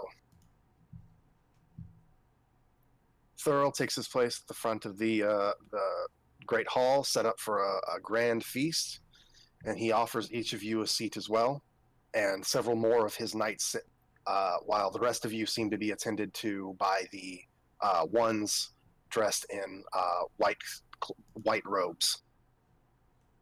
And the feast is quite grand. There's plenty of food, meat, wine to be had. If you guys want to take part, if any of you choose not to, he says that they do have beds and private chambers that you're more than welcome to take to. Oh, Rin's hopping his fat little tiny butt up there. Yeah, I'll start tucking in. All right, so you guys tuck in, and the knights also sit around you.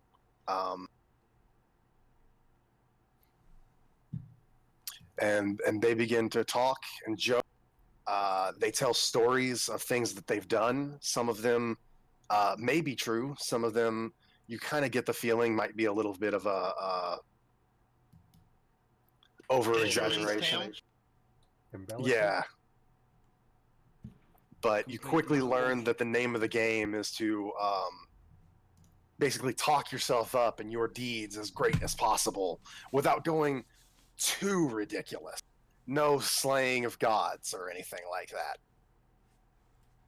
that. Well, I have proof of everything that I have slain. Or someone else is slain. All me. I won't share my crippling social anxiety of bugbears. No, you don't understand. It's not crippling fear of bugbear. You have slain so many bugbears. You have survived so many conquests. That's what you got to get yourself into. And each of them give you an opportunity. They tell their own story of the fights that they've been in, the dangers that they've gone through, the princesses they've rescued. And each of them turn to you and give you an opportunity to speak, to tell your own story if you'd like. Would any of you like to spill a yarn, I guess? To spin a yarn? Yes, Rin will go into a tirade of all the creatures and enemies he has slain, and the how he saved like it was a mining village or Fandalen from the mine and rescued somebody. Ren did all this by himself, and he has proof and is willing to show it. They are enraptured by this. They're like, no way! At every twist and turn, they're like, whoa! How did you get out of that? What did you do here? They're able, like, you kind of pull out a couple of your trophies and show them to them, and some of them are like, oh, that's so gross and whatever. And you tell them about your epic tale, your fight with the black spider. They laugh as you just describe how you got tempted by the statue's eye and pulled them out, only to almost be crushed by the weight of the stone above you. They're howling at. And how I had to rescue. I point over to the turtle. How I had to rescue the turtle, and I gave him the staff just to make sure he was okay. They laugh at the turtle, but they kind of like smack him on the shell and stuff.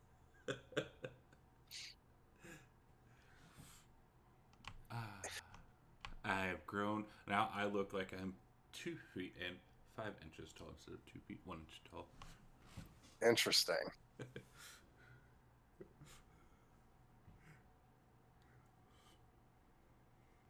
Anybody else got any yarns they'd like to spin?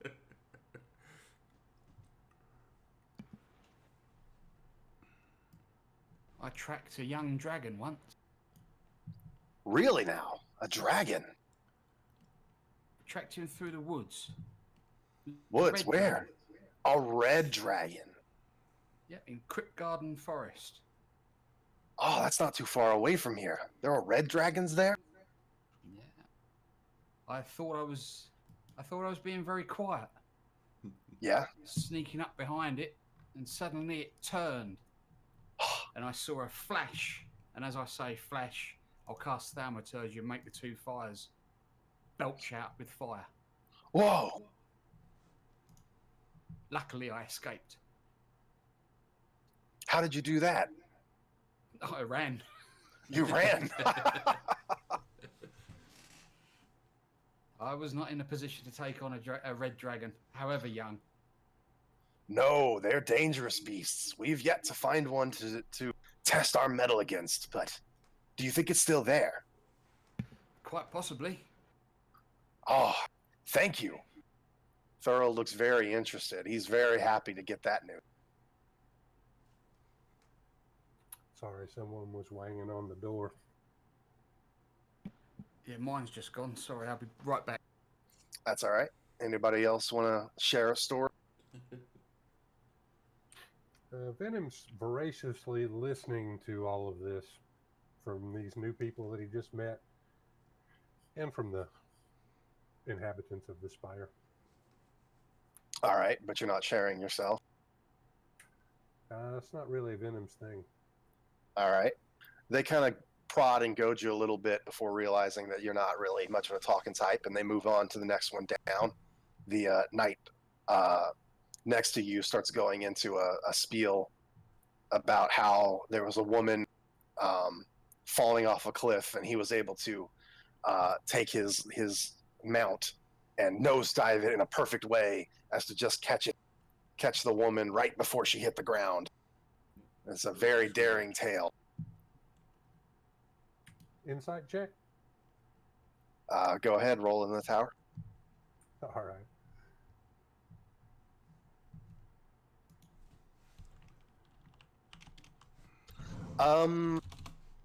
You believe you're not 100% sure one way or the other. This might be a totally made up.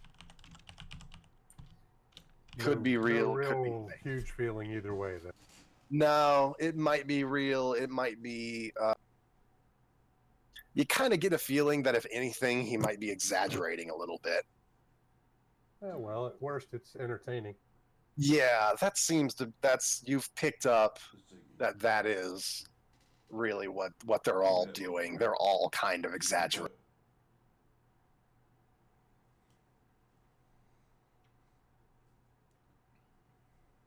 So you guys are talking and laughing, and some of you are just quietly nursing your drink and eating a chicken leg or something.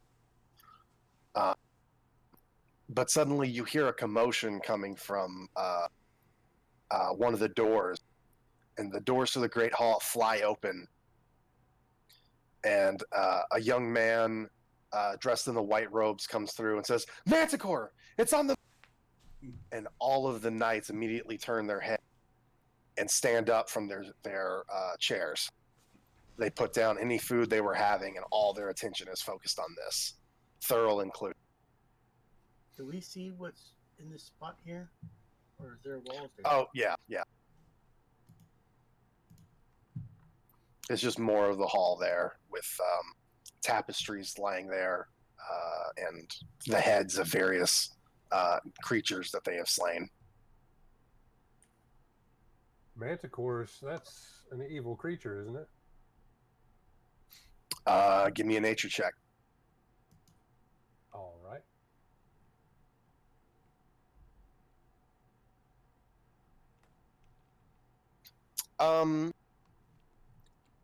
From your knowledge, you don't know too much about them, but there's some sort of flying creature. Well, do these folks seem alarmed or interested? They look more like hunters that have just gotten a sign of their prey. Okay. And Thurl stands up. We should take this opportunity to slay the monster. From his finger, he removes a feather-patterned gold ring set with a large gold and holds it aloft, saying, "A prize for the one who brings me the beast's head." Oh, now you're talking my language. And he turns to each of you and says, of the knights that are there, 4 of them are planning to head out on their mounts. He says that they have mounts for each of you and can give you a quick rundown on how to fly them. But he asks that he invites you to join in the hunt. He actually wishes to test his knights against the you adventurers to see who can slay the beast the fastest. Yes.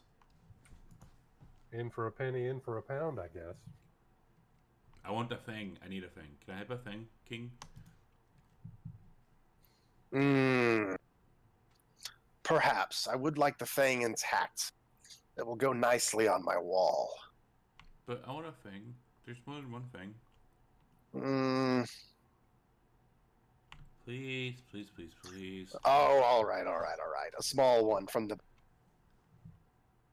Okay. You can... Yes. They also have spikes. They are spiky. Take one of those you can take one of those instead.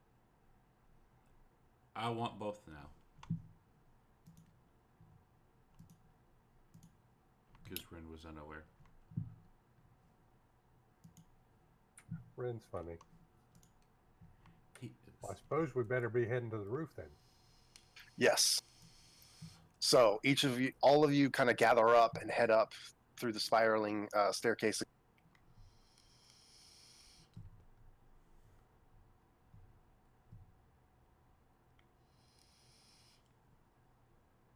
Okay, so how do I move all of the tokens quickly? The green helmet. Green helmet, yeah. I mean, there's another way, but right now that'd be the easiest.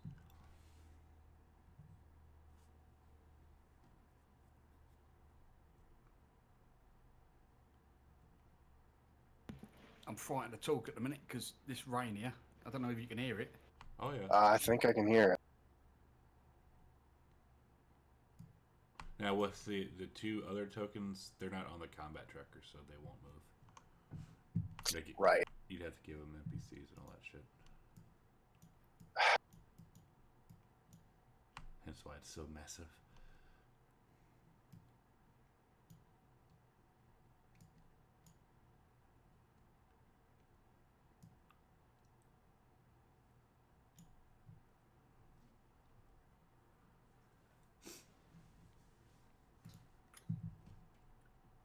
When we get there, what mounts do they have intended for us?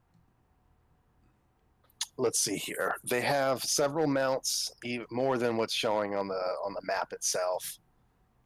several large vultures, and a few 4 Feathergale Knights. The 2 that the 4 that you were dining with assemble at the pinnacle. Each seem to drift towards one of the giant vultures. Before you had known it, the feasts had gone on long enough that the evening had come, and what was once a bright sunny day has given way to a moon-illuminated night, and the canyon below is misty, with the wind blowing, howling silently. In the distance, you think you see a shape move in the darkness and then flit below the mist into the canyon below.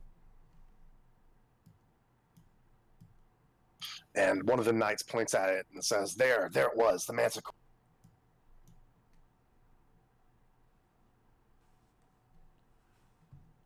Let's kill it. So it landed? It was up above the mist. You guys are kind of like up above most of the other plateaus and things, with a mist kind of like covering the area below you. And out in the distance, you could kind of see a large black figure moving in the sky before it dips underneath the mist again. You don't know if it landed or is just flying low.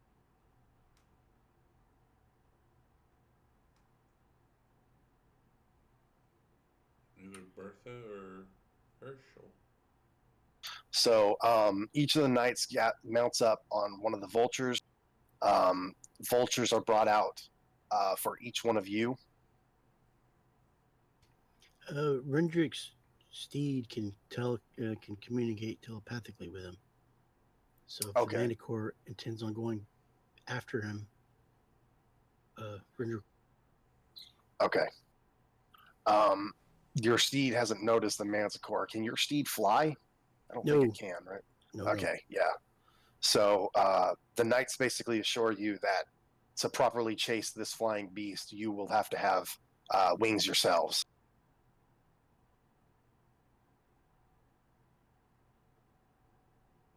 Let's see here. I've probably never done anything so ill-advised in my life. Let's do it. Let's do it. I guess Bryn will finish the chicken leg that he's holding and like smash it down really quick. Okay.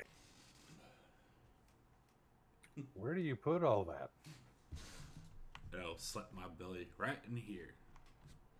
I have a high metabolism and Whatever you say. Are we flying solo or doubling up? So basically, the way they describe it is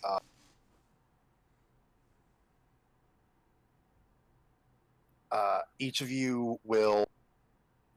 The knights will fly into one group, and you guys will fly into another, and begin searching the valley for traces of the Manticore and attempt to hunt it down. They know that any Manticore worth its salt will have a lair somewhere in this area that it will attempt to flee back to. But right now at night, it is most likely out searching for its prey, which would probably be the best time to get to hunt it yourself. You guys are hunting a hunter.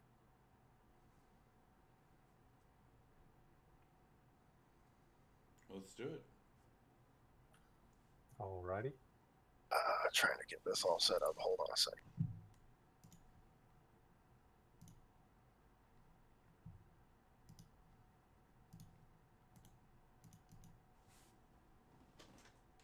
Sad. I'm out of Mike and Ike's. No. Okay, so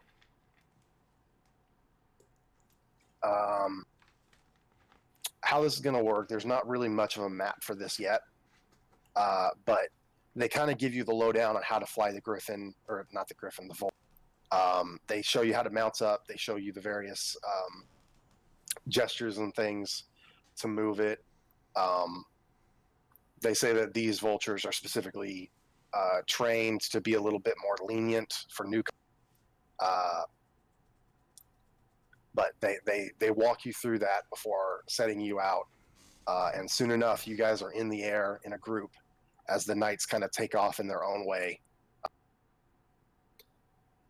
So each of you, let's see, as a group, let's say Rendrick for now, roll me a d20.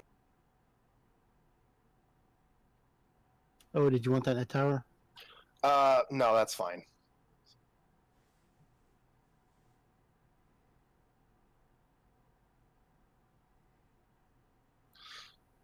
So,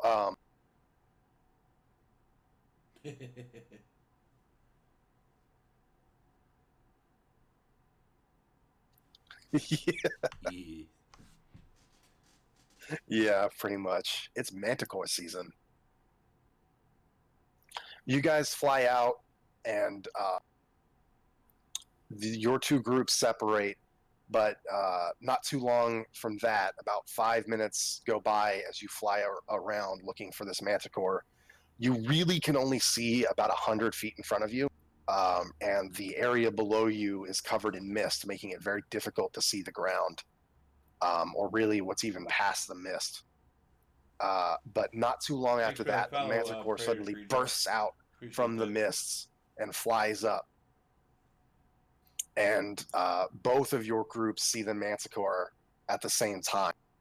And the knights turn their vultures and start swooping in after it. So what weapons are the knights using in order to do this? Have they got lances or something?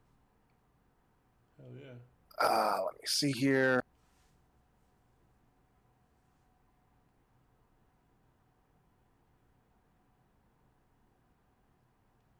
About to go fight a Manticore. Sounds fun. So yes, they have. Some of them have crossbows. Some of them are armed with lances, used for, aerial, mid-air combat. So probably the hand crossbow would be the appropriate weapon from Venom's arsenal for this particular task. Yeah. Fun. Give me a second.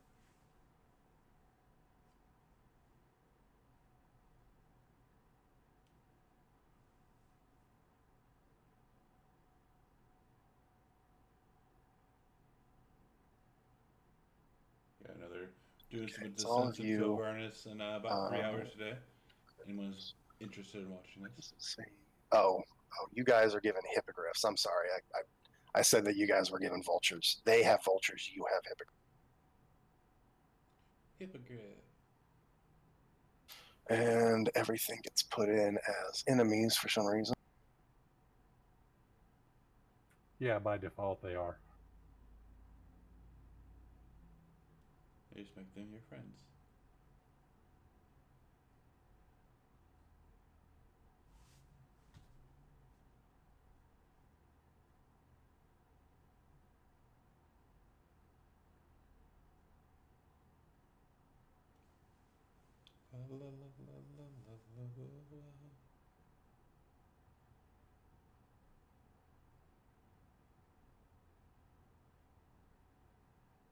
All right. So as it's busting through the air, the vultures turn and they start flying towards it as well as it is moving as well.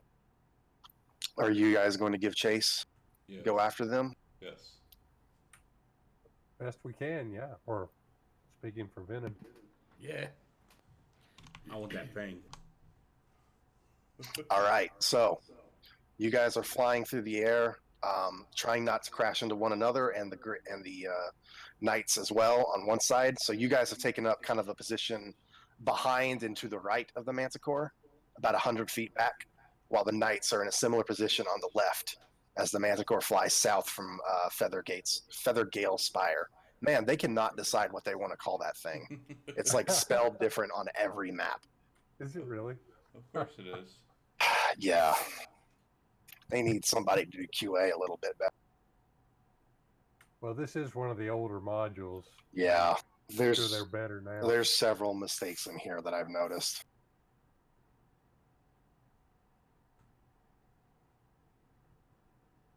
All right.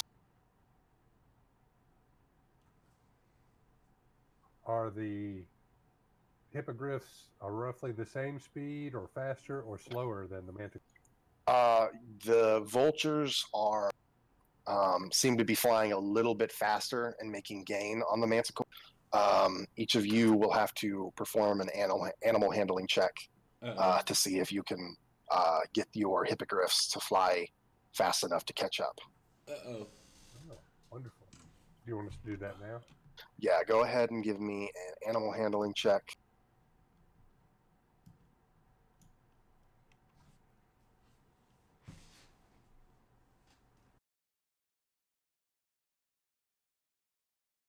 Uh-oh.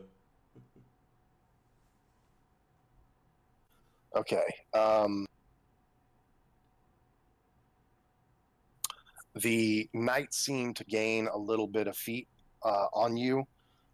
You guys are about now 80 feet from the manticore, while the knights are, excuse me, they are about 60 feet. They're about 20 feet ahead of you, starting to close the distance on them. All of you Thank give you for me that follow, perception check right now. If I said that right, I as you're apologize. navigating through this darkness and the fog that comes with it.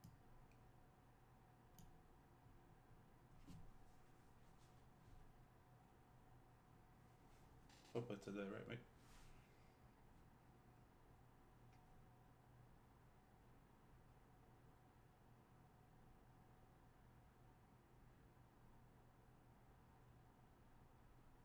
I have a bad feeling about this.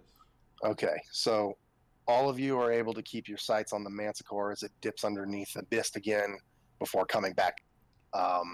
Very bad feeling. It has noticed you at this point and is attempting to make its escape.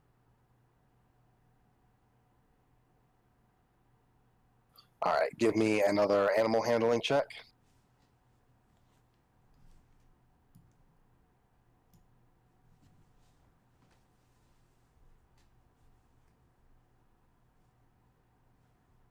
Very bad feeling. Because Ren's a small boy. Go Fulgrim. Look at that. Yeah. All right. So you guys start kind of learning and getting a little bit more feel for of how to command your hippogriff as you spur it along, and you start gaining not only on the manticore but also the knights, and you're able to even push a little bit past them. You are about 50 feet from the manticore at this point. Nice. Could I technically shoot at it? Yes, if you have something within range, go ahead and make your attack. I do. We will do Firebolt. All right, so you kind of like lean back and get your hands ready and begin casting the arcane symbols to send a firebolt toward. Sweet.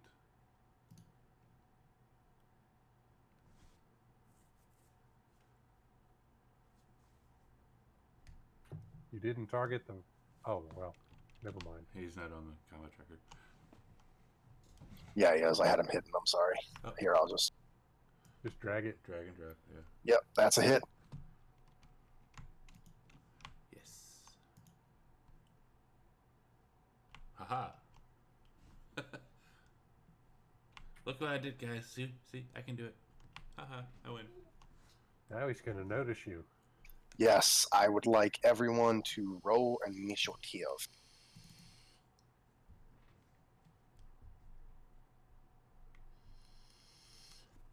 Ouch, Rendrick.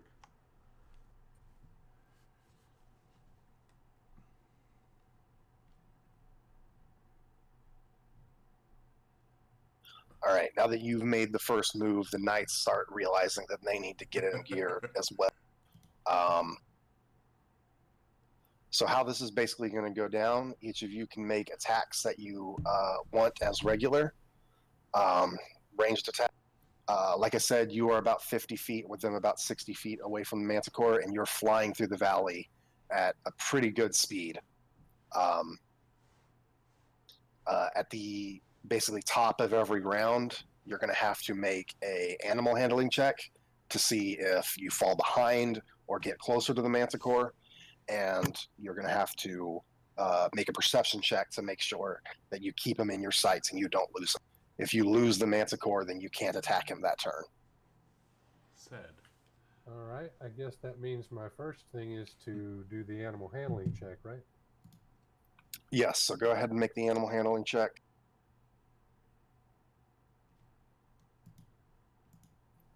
Okay, so you move up a little bit closer. You're within 40 feet of the Manticore at this point. Make a perception check to see if you can keep an eye on him. Unfortunately, as you go to attack, he dips beneath the mist, and you kind of lose sight of him, and your arrow goes wide. Or what were you using to it? Actually, I'm not quite in range yet, so I Okay. was going to hold my action, and if the Manticore showed up within 30 feet of me, then I was going to shoot it with a hand crossbow. Okay. Fulgrim, same deal. Do it in the tower, please, if you would. I also have nothing I can hit him with, so I'm basically trying to get close. Okay.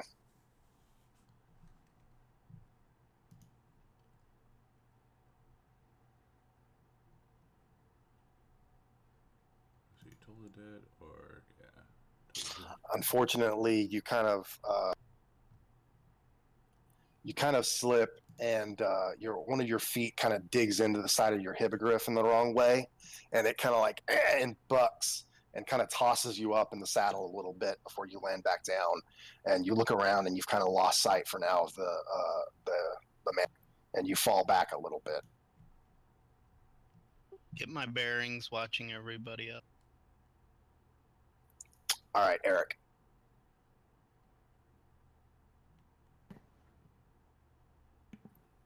All right, you lean forward, and your hippogriff takes that as a sign to speed up. You are also within 40 feet of the man. Okay. Perception. Yep.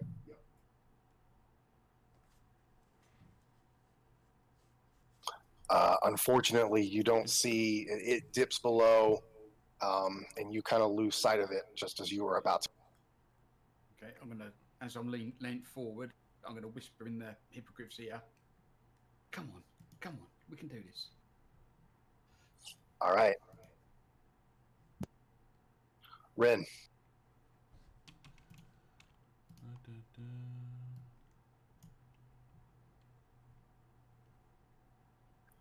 All right, Ren, you almost magically spur your hippogriff forward, and you get within 20 feet of the Manticore. But you made your first attack, so I'm going to say that counted there. Huh? Really? What?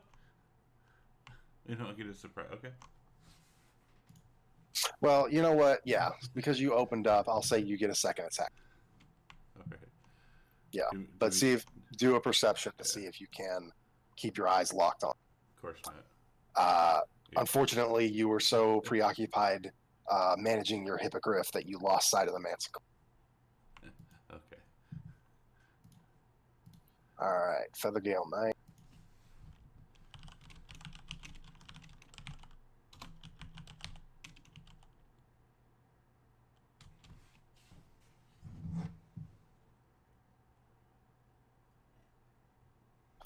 One of the Feathergale Knights is able to get up. He has a crossbow in hand. He's just behind you, Ren, about 30 feet from the Manticore. He takes up his crossbow, takes a shot, but it goes way wide into the valley below. And he begins to reload as he's also simultaneously managing his vulture.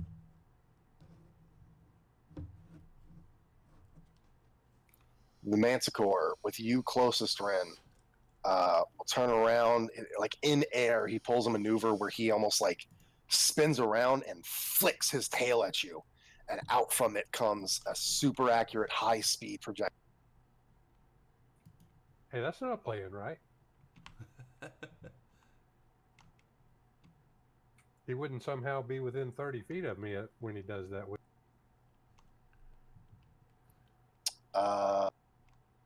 What do you mean?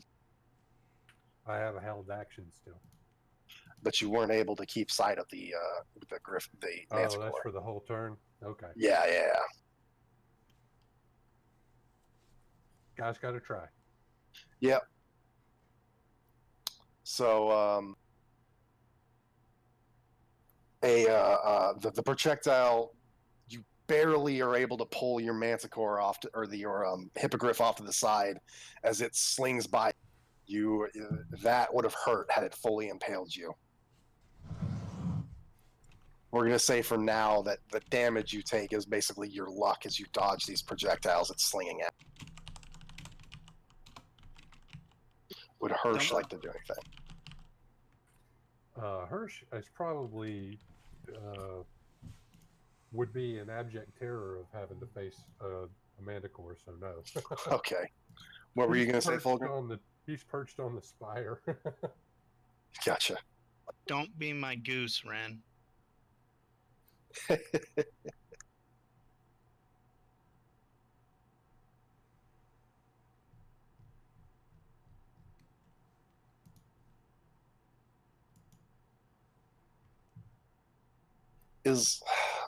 Remind me, is animal handling charisma or wisdom? I've been doing it wisdom, but I forgot. Wisdom. It's wisdom, okay. Yeah, according to the spell sheet.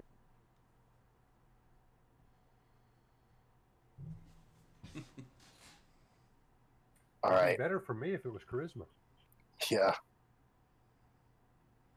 All right. One of the other knights also zooms in and actually closes in and gets like lockstep with you, Ren, and is now 20 feet from the Manticore. And similarly, he takes out a crossbow and takes a shot, but it goes wide.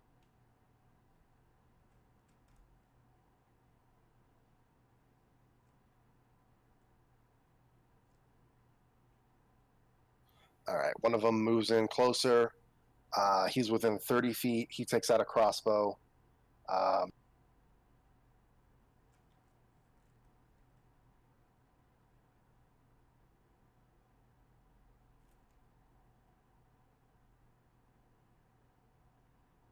Actually, what he does is he brings out his hand and makes an arcane symbol that you think you've seen before. And a blue stream seems to shoot out from his finger and at the.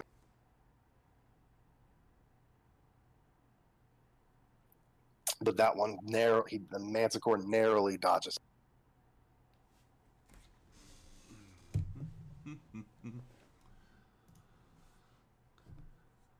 Fithagale Knight is going to.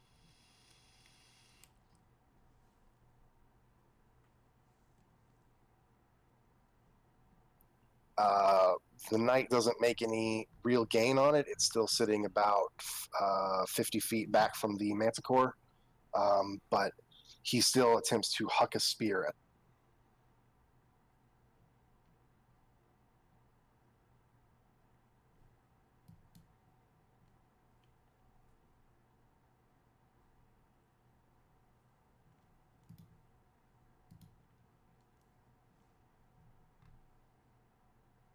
The hell? I can't seem to get this thing to target the Manticore. What the hell, man? The Manticore's green right now. There you go. Yeah, we're in a fight for a life against a Manticore doing aerial combat. It's kind of cool.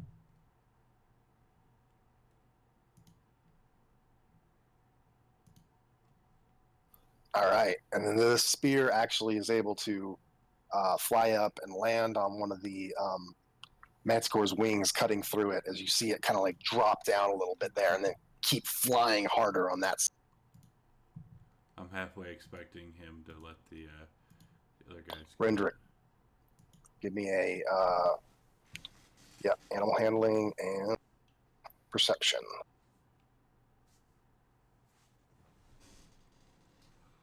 Do I have... All right, Rendrick, you are in the same vein as Rin, are able to fly up, get within 20 feet of the manticore, and your eyes are locked on. Could I make that jump? It would be Probably not, huh? insanely dangerous. Yeah. Okay, I'm just gonna throw.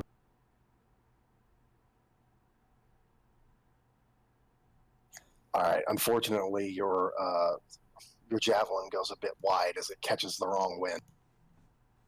What about? Oh, I get another attack, don't I? Oh yeah, you do. Oh God, I just lost 2. Yeah, 2 javelins go wide. Good shot, though. Firewall? All right, Venom. Firewall. All right, here comes the animal handling check.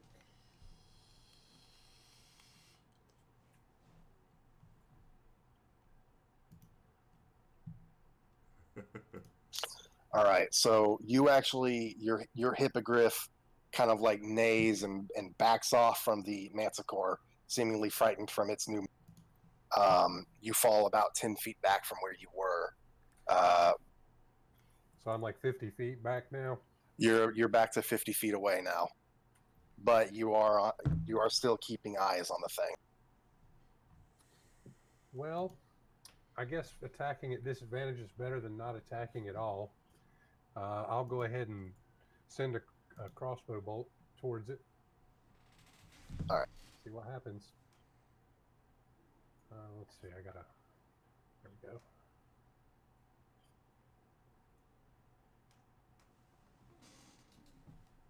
I hit anyway.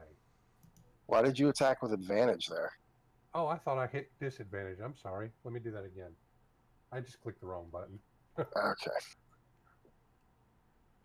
Oh, no, I missed. Oh. Okay. Okay. Fulgrin, if I remember right, you were 20 feet from it. Or were you 30 feet? I was 30. 30, okay. All right, give me an animal handling.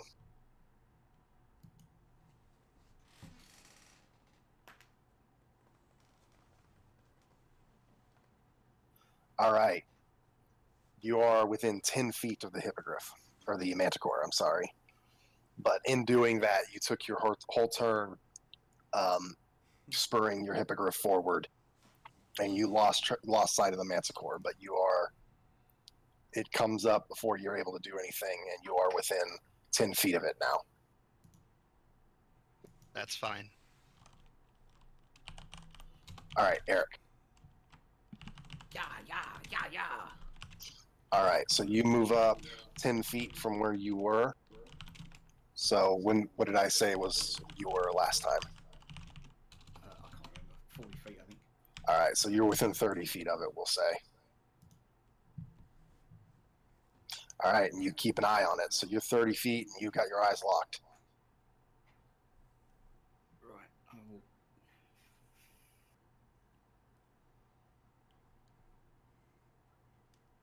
I'll cast Sacred Flame. That's it. All right.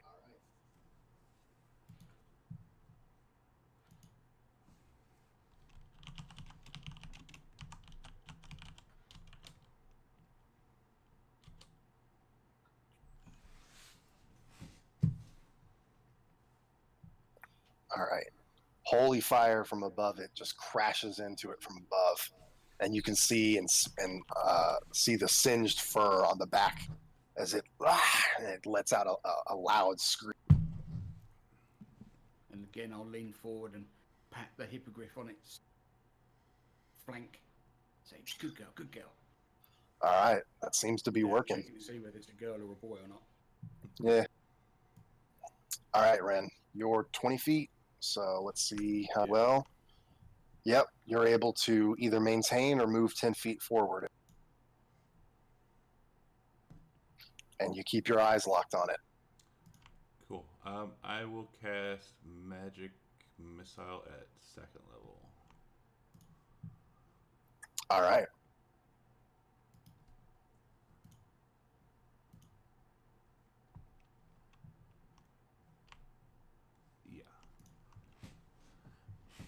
Did you want to move up or you want to keep your distance? I want to keep my distance. All right, so you stay at 20 feet behind it. Yes. Feathergale Knight, he was about 30 feet last I remember.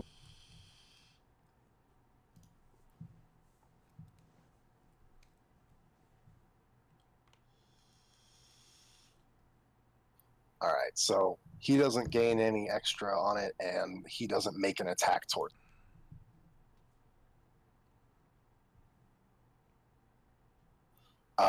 The Manticore does the same towards you this time, Eric, and sends a spike going right towards you.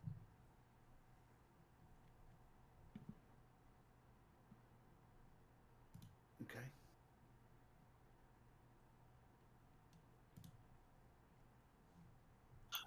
Yeah.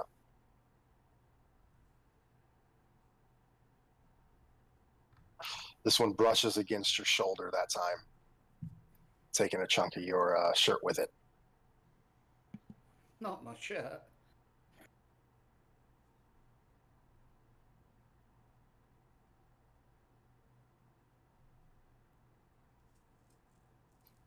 All right. One of the knights that had gained up to 20 feet on it seems to have trouble controlling its mount. It drops back 10 feet before taking another spear and tucking it at the...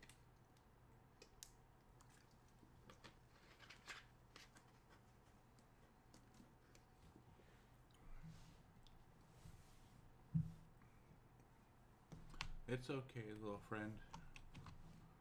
It's just a shirt. but the spear goes wide.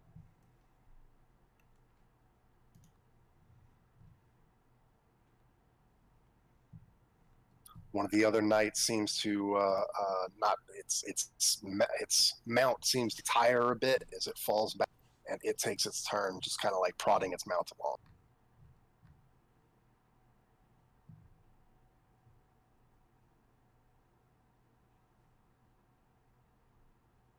Similar thing happens to the other knight. You are beating these knights at their own game, quite honestly. All right, Rendrick.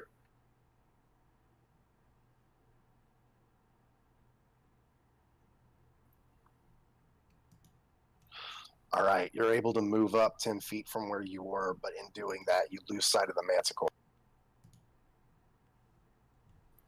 So where are you at, Rabbit. Rendrick?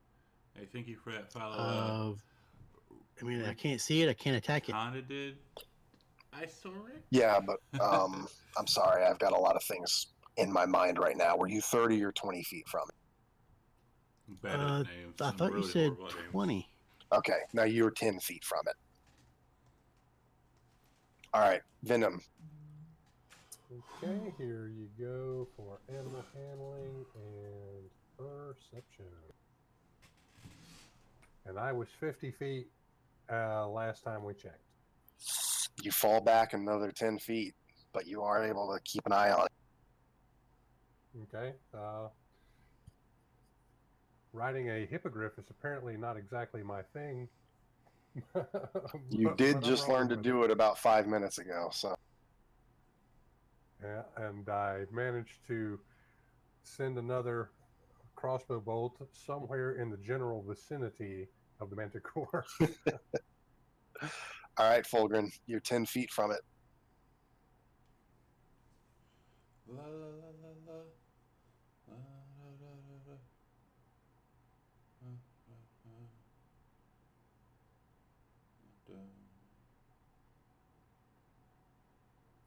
All right, you are capable of closing that distance if you want.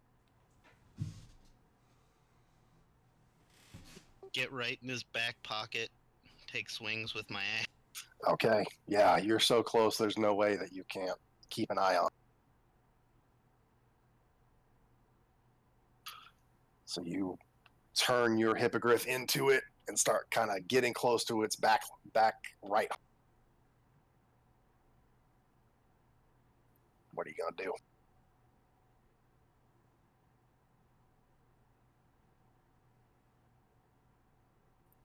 You swing your axe and you think you're about to get it, but it just doesn't quite connect. Stop trying to hit me and hit me. Ah, but that one does. With action surge, do I get 1 or 2 more? You get to take the attack action again, so you get 2 more attack.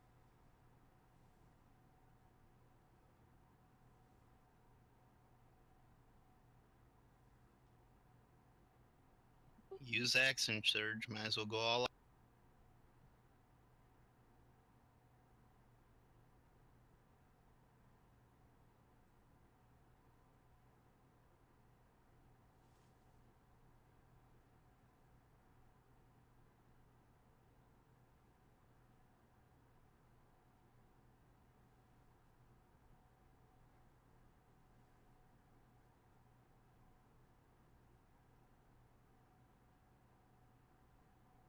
All right, so you just lay into the side of this manticore, just carving it with your axe, and you can start to see that it's having trouble keeping up. It's losing a lot of blood, and it's taking plenty of damage from you.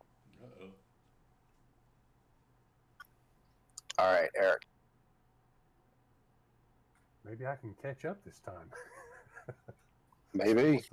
Since it's all beat to shit. Right. Animal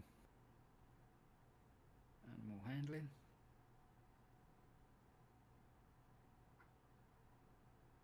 Perception.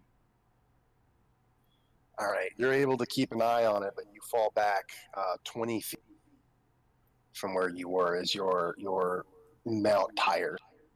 So I'm 50 feet back. Yes.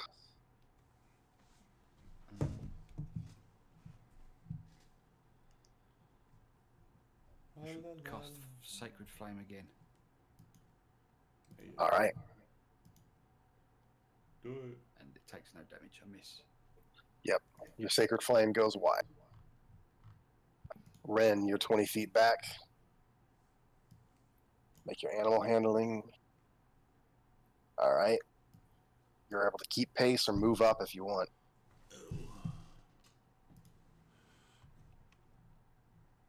But unfortunately, something distracts you and you lose sight of the manticore. This fucking retarded. We'll stay where I'm at. All right. Feathergale Knight.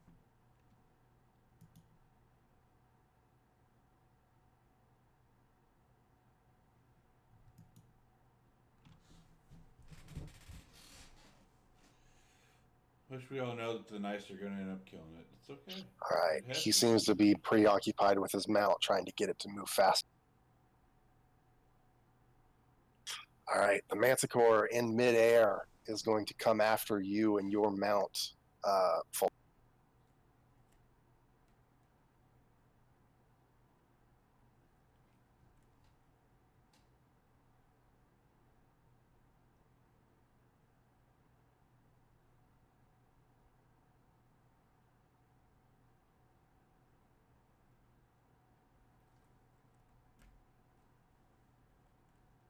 He takes a chunk out of your mount with his mouth before coming around with one of the claws on its wings and taking a swipe at you on top of it.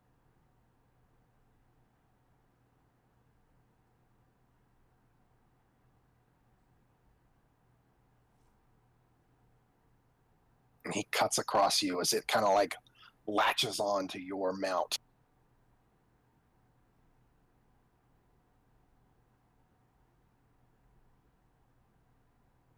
And you guys are kind of having an aerial tussle. And you're desperately trying to hold on.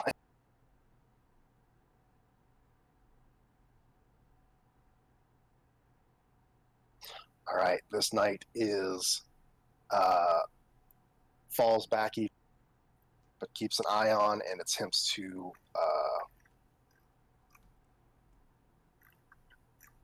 let's see what's the range of it. He points his fingers out. Yeah, pro tip: don't fall. He points his finger out, and a white light shoots out. A bluish white light shoots out towards the manticores.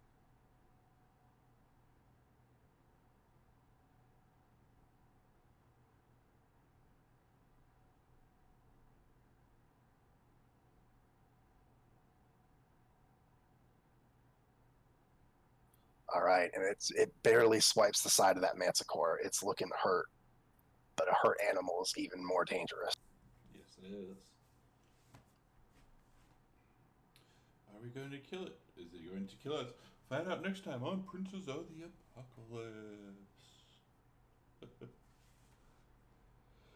Oh, fuck, I'm tired. Ugh.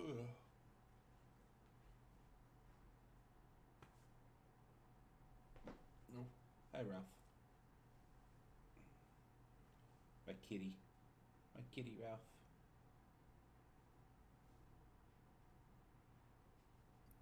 All right, and one of the knights from behind you takes out a spear again and hucks it desperately towards you, almost randomly. Fulgrin, you're lucky it doesn't come impaling into you, as at the last second the manticore moves around and it lodges into the back of the thing before suddenly the manticore lets go of your mount and falls down to the ground below you.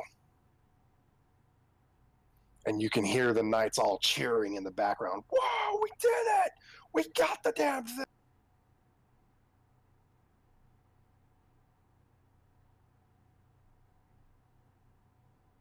As they continue to cheer and kind of like they turn their mounts instead of this high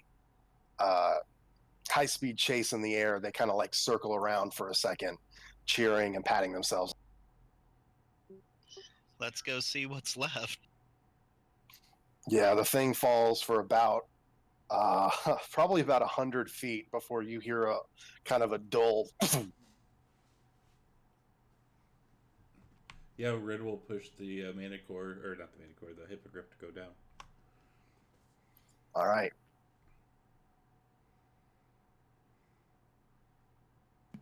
Yep, I'll follow. Likewise. I'll follow.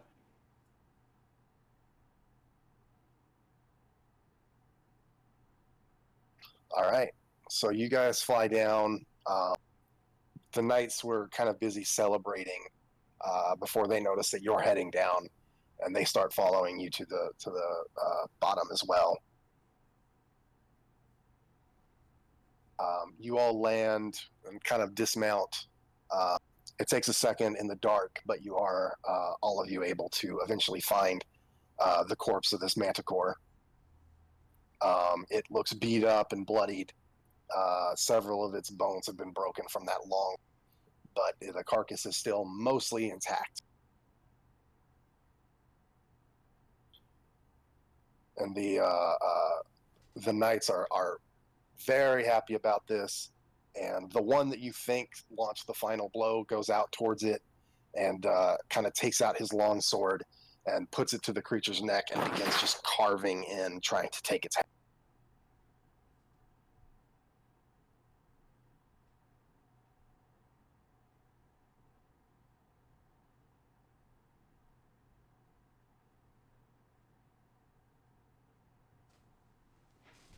Not before I get my fang.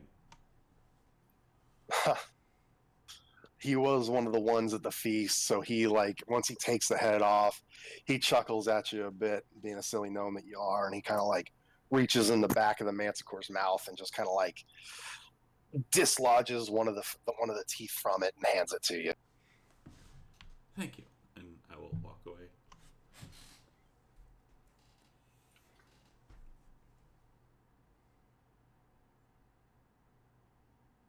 So they're kind of talking amongst themselves, and they're saying how proud the captain the Lord Captain will be. The Lord Captain. How they bested the newcomers. Capitan. One of them, the one who delivered the final blow, is kind of discussing what's he going to do with the ring that was offered as let's see. All of you make an insight check. What? Insight check. It's weird. But you're right. Is this to catch him saying "Hail Hydra"? Rendrick, you're not sure They're kind of keeping to themselves when they say this, but you are standing not too far away, and you kind of hear them say something about just like praise the wind. Nothing too much, but just praise the wind. But that's pretty much it. Am I near any party members? Yeah. You could walk over to them easily. I let them know so that we're all informed. Okay, so you go over and kind of whisper that into, let's say, the ear of Donato before he kind of turns and whispers it. And before long, subtly, all of you are informed of that. Donato. But the knights don't notice. They don't make make any move towards you. And they tell you, hey, mounts up. We're going to head back. Are you eating your hair, dude? Hey. Captain's going to want to see this. And he ties one of them ties the manticore's head to the side of his vulture. Kind of like if you've ever played The Witch. Kind of like he does. Really? Are we going to find the manticore's lair? I thought that was an objective also. I'd like to take a spike as a trophy. Okay, yeah, they're just leaving the carcass there. They just wanted the head, so you can take the spike for sure. Are you going to bring that up to them, that you want to find the manticore lair? I just thought that was an objective. I guess it doesn't matter to me. No, they just said that the manticore almost assuredly would have a lair somewhere around here, and the objective was to find the manticore. And if you couldn't find the manticore, if you could find the manticore lair, eventually the manticore would come back to there, and you could ambush. Oh, okay. Yeah. Are they known to have mates usually? Are they usually mated pairs, or are they usually found solo? Are you asking them this, or are you asking me, the DM? I'm asking in party and dragon or spire knight guy. I almost said dragon knights, but they're not dragon knights. One of the knights kind of thinks about it and says, "You know what? Yeah, I think they do. They do have mate. Huh? I wonder if this was the male or female. Man, I can't wait to do this again if there is one. Another one." I'm not looking. Ranwell.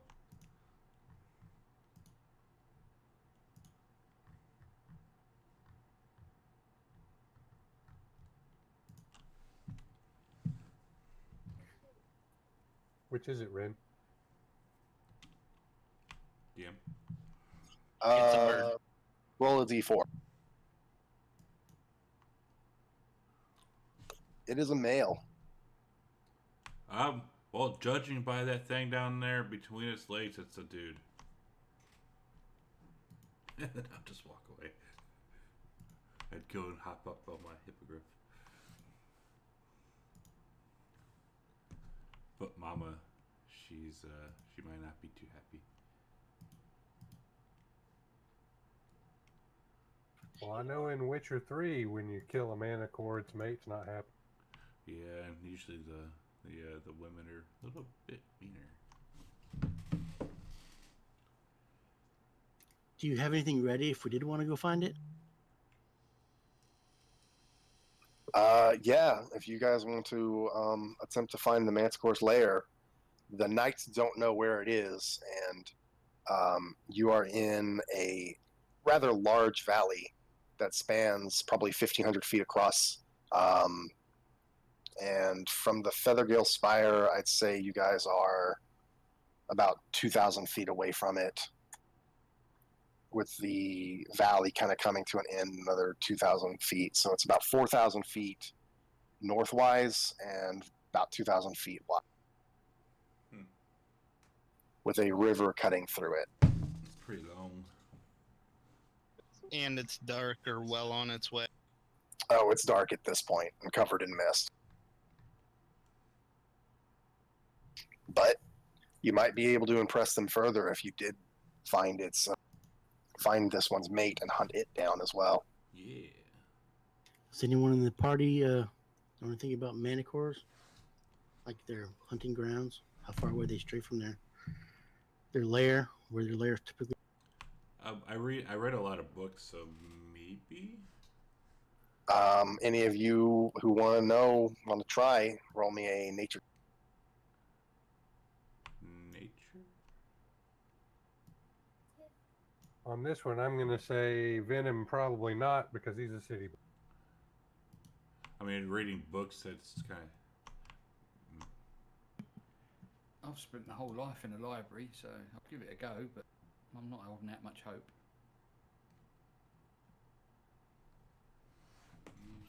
Okay. Rendrick, you actually do know, for some reason, that manticores do generally come in pairs. When they make a lair, they will make a lair usually on the side of a cliff of some kind, in some sort of cave. And they will mate for basically a couple of seasons before splitting off from each other. But while they are together, one will go out and hunt, and one will stay back and protect the cave. And they will basically swap, almost seemingly at random, between these two responsibilities. Can we examine the rest of the body and find any evidence of where it may have layered? Any particular kind of,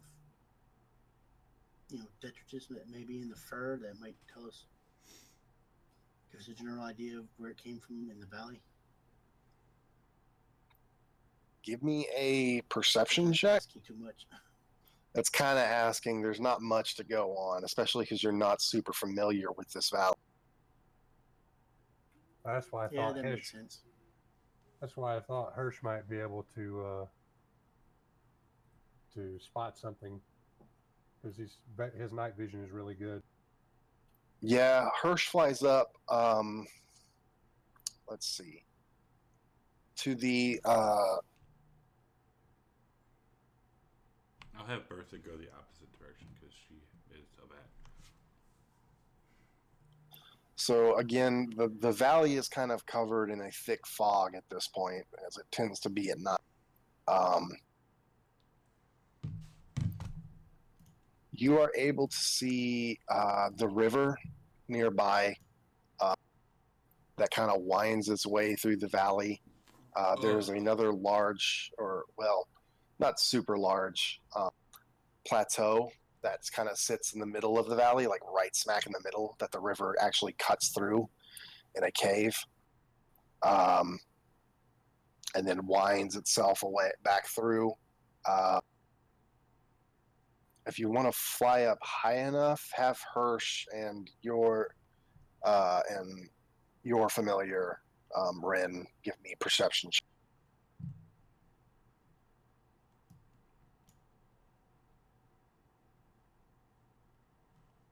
All right. Unfortunately, neither of your birds are able to really gather much more information than that. That Okay, doesn't well, it was worth a surprise try. me.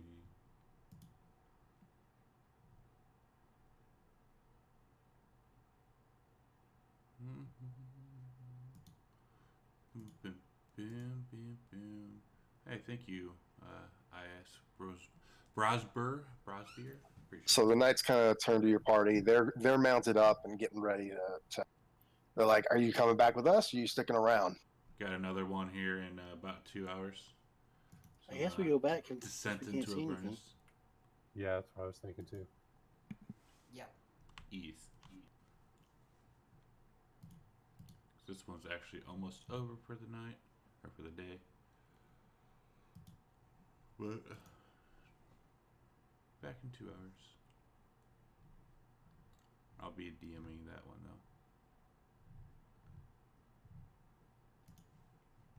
Okay, so you guys hop onto the back of your mounts and take off with the knights heading north back towards Feathergale Spire. And it takes a couple of minutes, but eventually you guys do reach the pinnacle that you took off from. Each of you land and get dismount as several of the attendees wearing the white robes come out and kind of take your mounts and go and basically like feed and water them. And the knights, Thurl is waiting there, and he sees one of his knights carrying the head of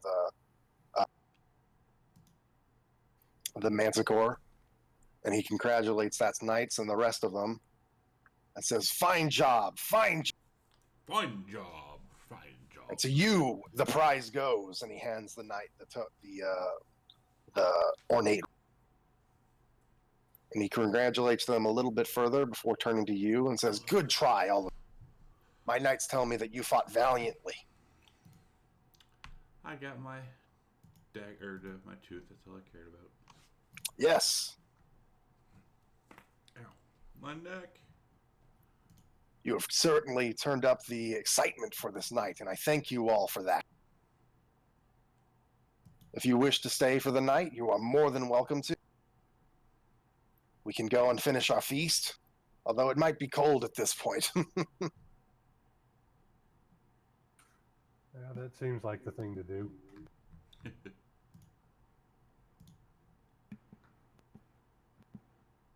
Very well, very well. I will have rooms prepared for each of you.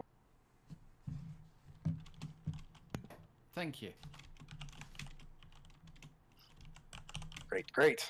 And he takes to the inner staircase and starts walking down towards it, as the other knights also begin following him along. And not too long after that, you guys are standing at the top of the Feathergale Spire with a couple of the attendees kind of tending to the various mount, and the night sky around you, and the spyglass.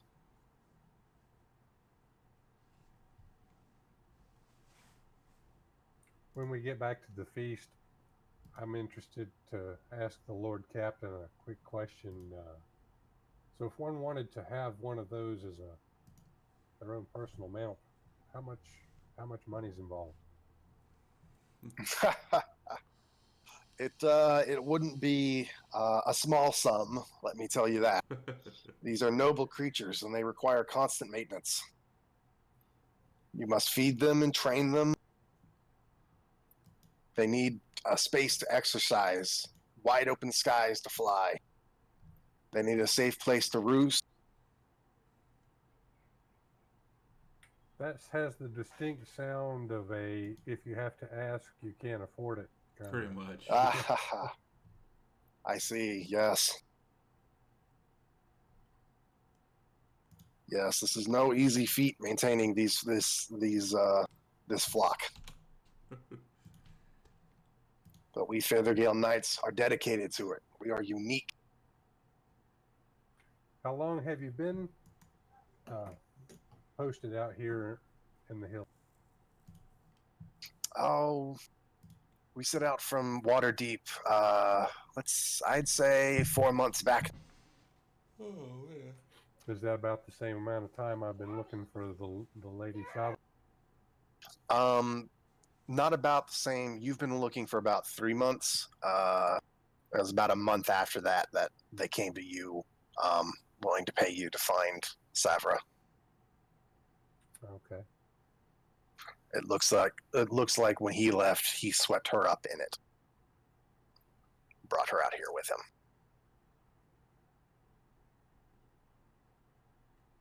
Well, I'll at some point hopefully get a chance to have a conversation with her, like I put in my note a while ago.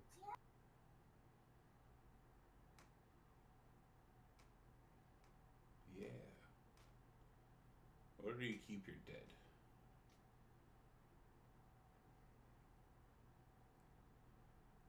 Bring out your dead, man. Bring out your dead. All right. So he leads you, or he has his attendings kind of lead you to, each of you gets your own room.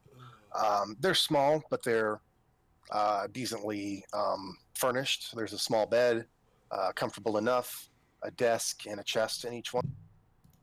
Very much like a knight's quarters.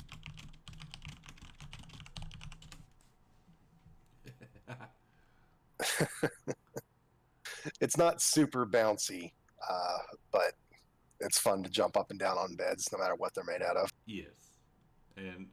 a small boy. It's not the hard ground, so it's a step up. Exactly. Yeah.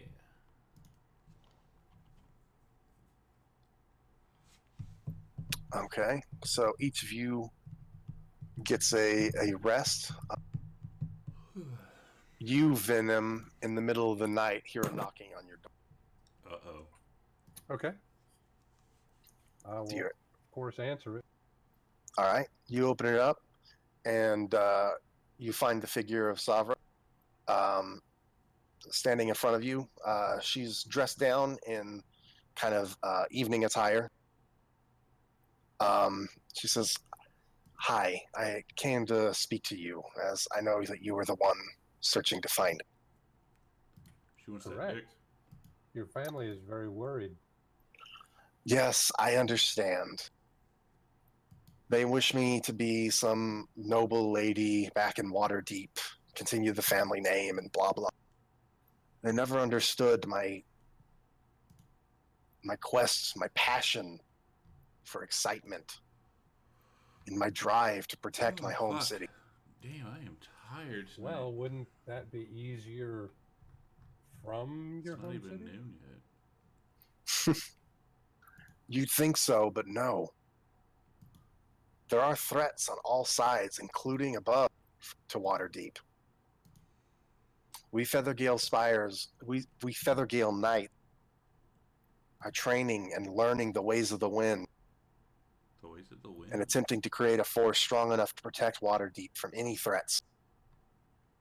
Is there some particular threat that you have in mind? She kind of looks left and right, and she shifts uncomfortably. No. Well, no, there could be something coming, though. Well, what would that be?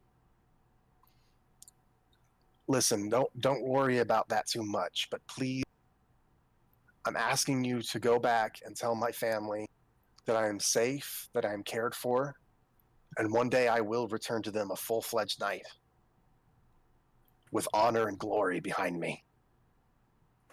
Well, they never asked me to drag you unwilling across country or to kidnap you or anything like that, so don't worry that you think I might do one of those things. I won't. And I will pass on your message as soon as I get back to the city. So nice. Thank you, I appreciate that. And she nods her head, and give me a perception check real quick.